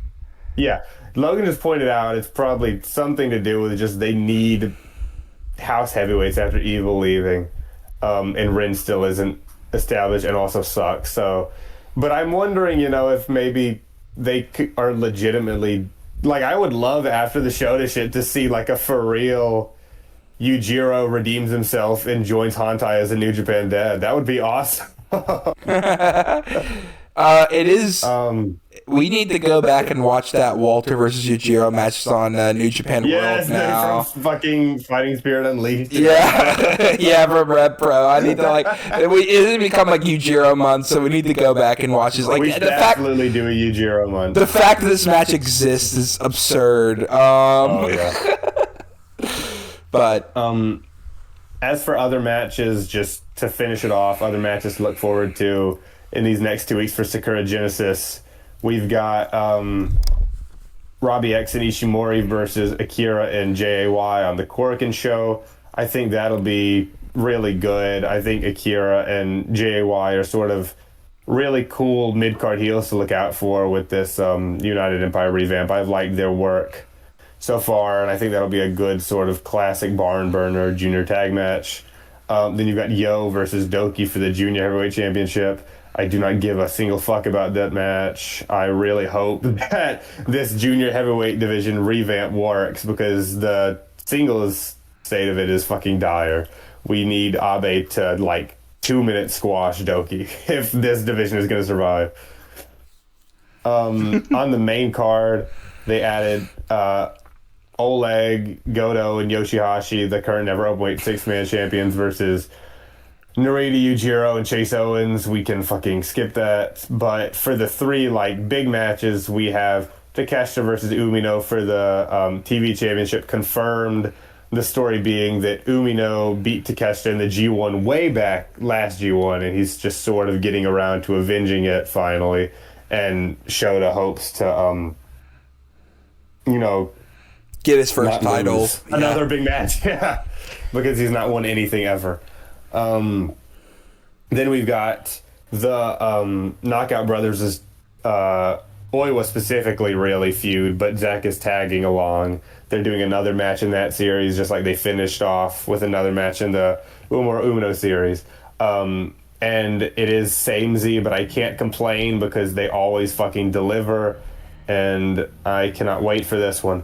And then in the main event, of course, we have Tsuji versus Newman. I'm looking forward to seeing how Newman does under that pressure. Hopefully Tsuji can get something good out of him. I think that should probably be enough for tonight. I think Cooper might have fallen asleep during the last 10 minutes of me talking about. Well, don't worry. We're going to watch that main event, and then I'm going to drink so much Guinness and sake at Epcot that if it's bad, I won't remember it. Britain Pavilion. Yeah. I'm doing the Noah Phillips. You can go to the pub. Also, I don't think you've ever really put this two and two together, which I just did, and I have to say it on the pod right now. What is it? Yo's been doing this character, you've been whatever on Yo, but he's just copying people. He's done the, Yes. What if he feuds with Akira and he just starts becoming Jake Lee? Dude. What if he feuds with Akira and he starts doing that? He puts on the ass wig! He becomes ass wig! Oh my gosh. Those are equally as good. He starts. He puts the helium gas on Akira. The bracket he should will definitely also be invest in Super Junior this year, go full our last episode. Damian Mizdow. If you want to follow us on social media, you can follow us at Strongest Style on Twitter. You can also follow me personally at by Logan Hurston. But Jack at Average Darth. Mr. Cooper Prater doesn't have a Twitter. Cooper, any last words? I'll walk around here, you talk about your Shota Uminos, your Newman 316s. Well, Wolf 316 says, I just judo through your ass. You can follow us on all your podcast players of choice, Apple, Spotify, Deezer, and if you are listening on YouTube, please like and subscribe and comment. We love to read your comments. We love to engage with the people. If you want to comment, please do. We will see you guys later. Goodbye, and good night. Bang!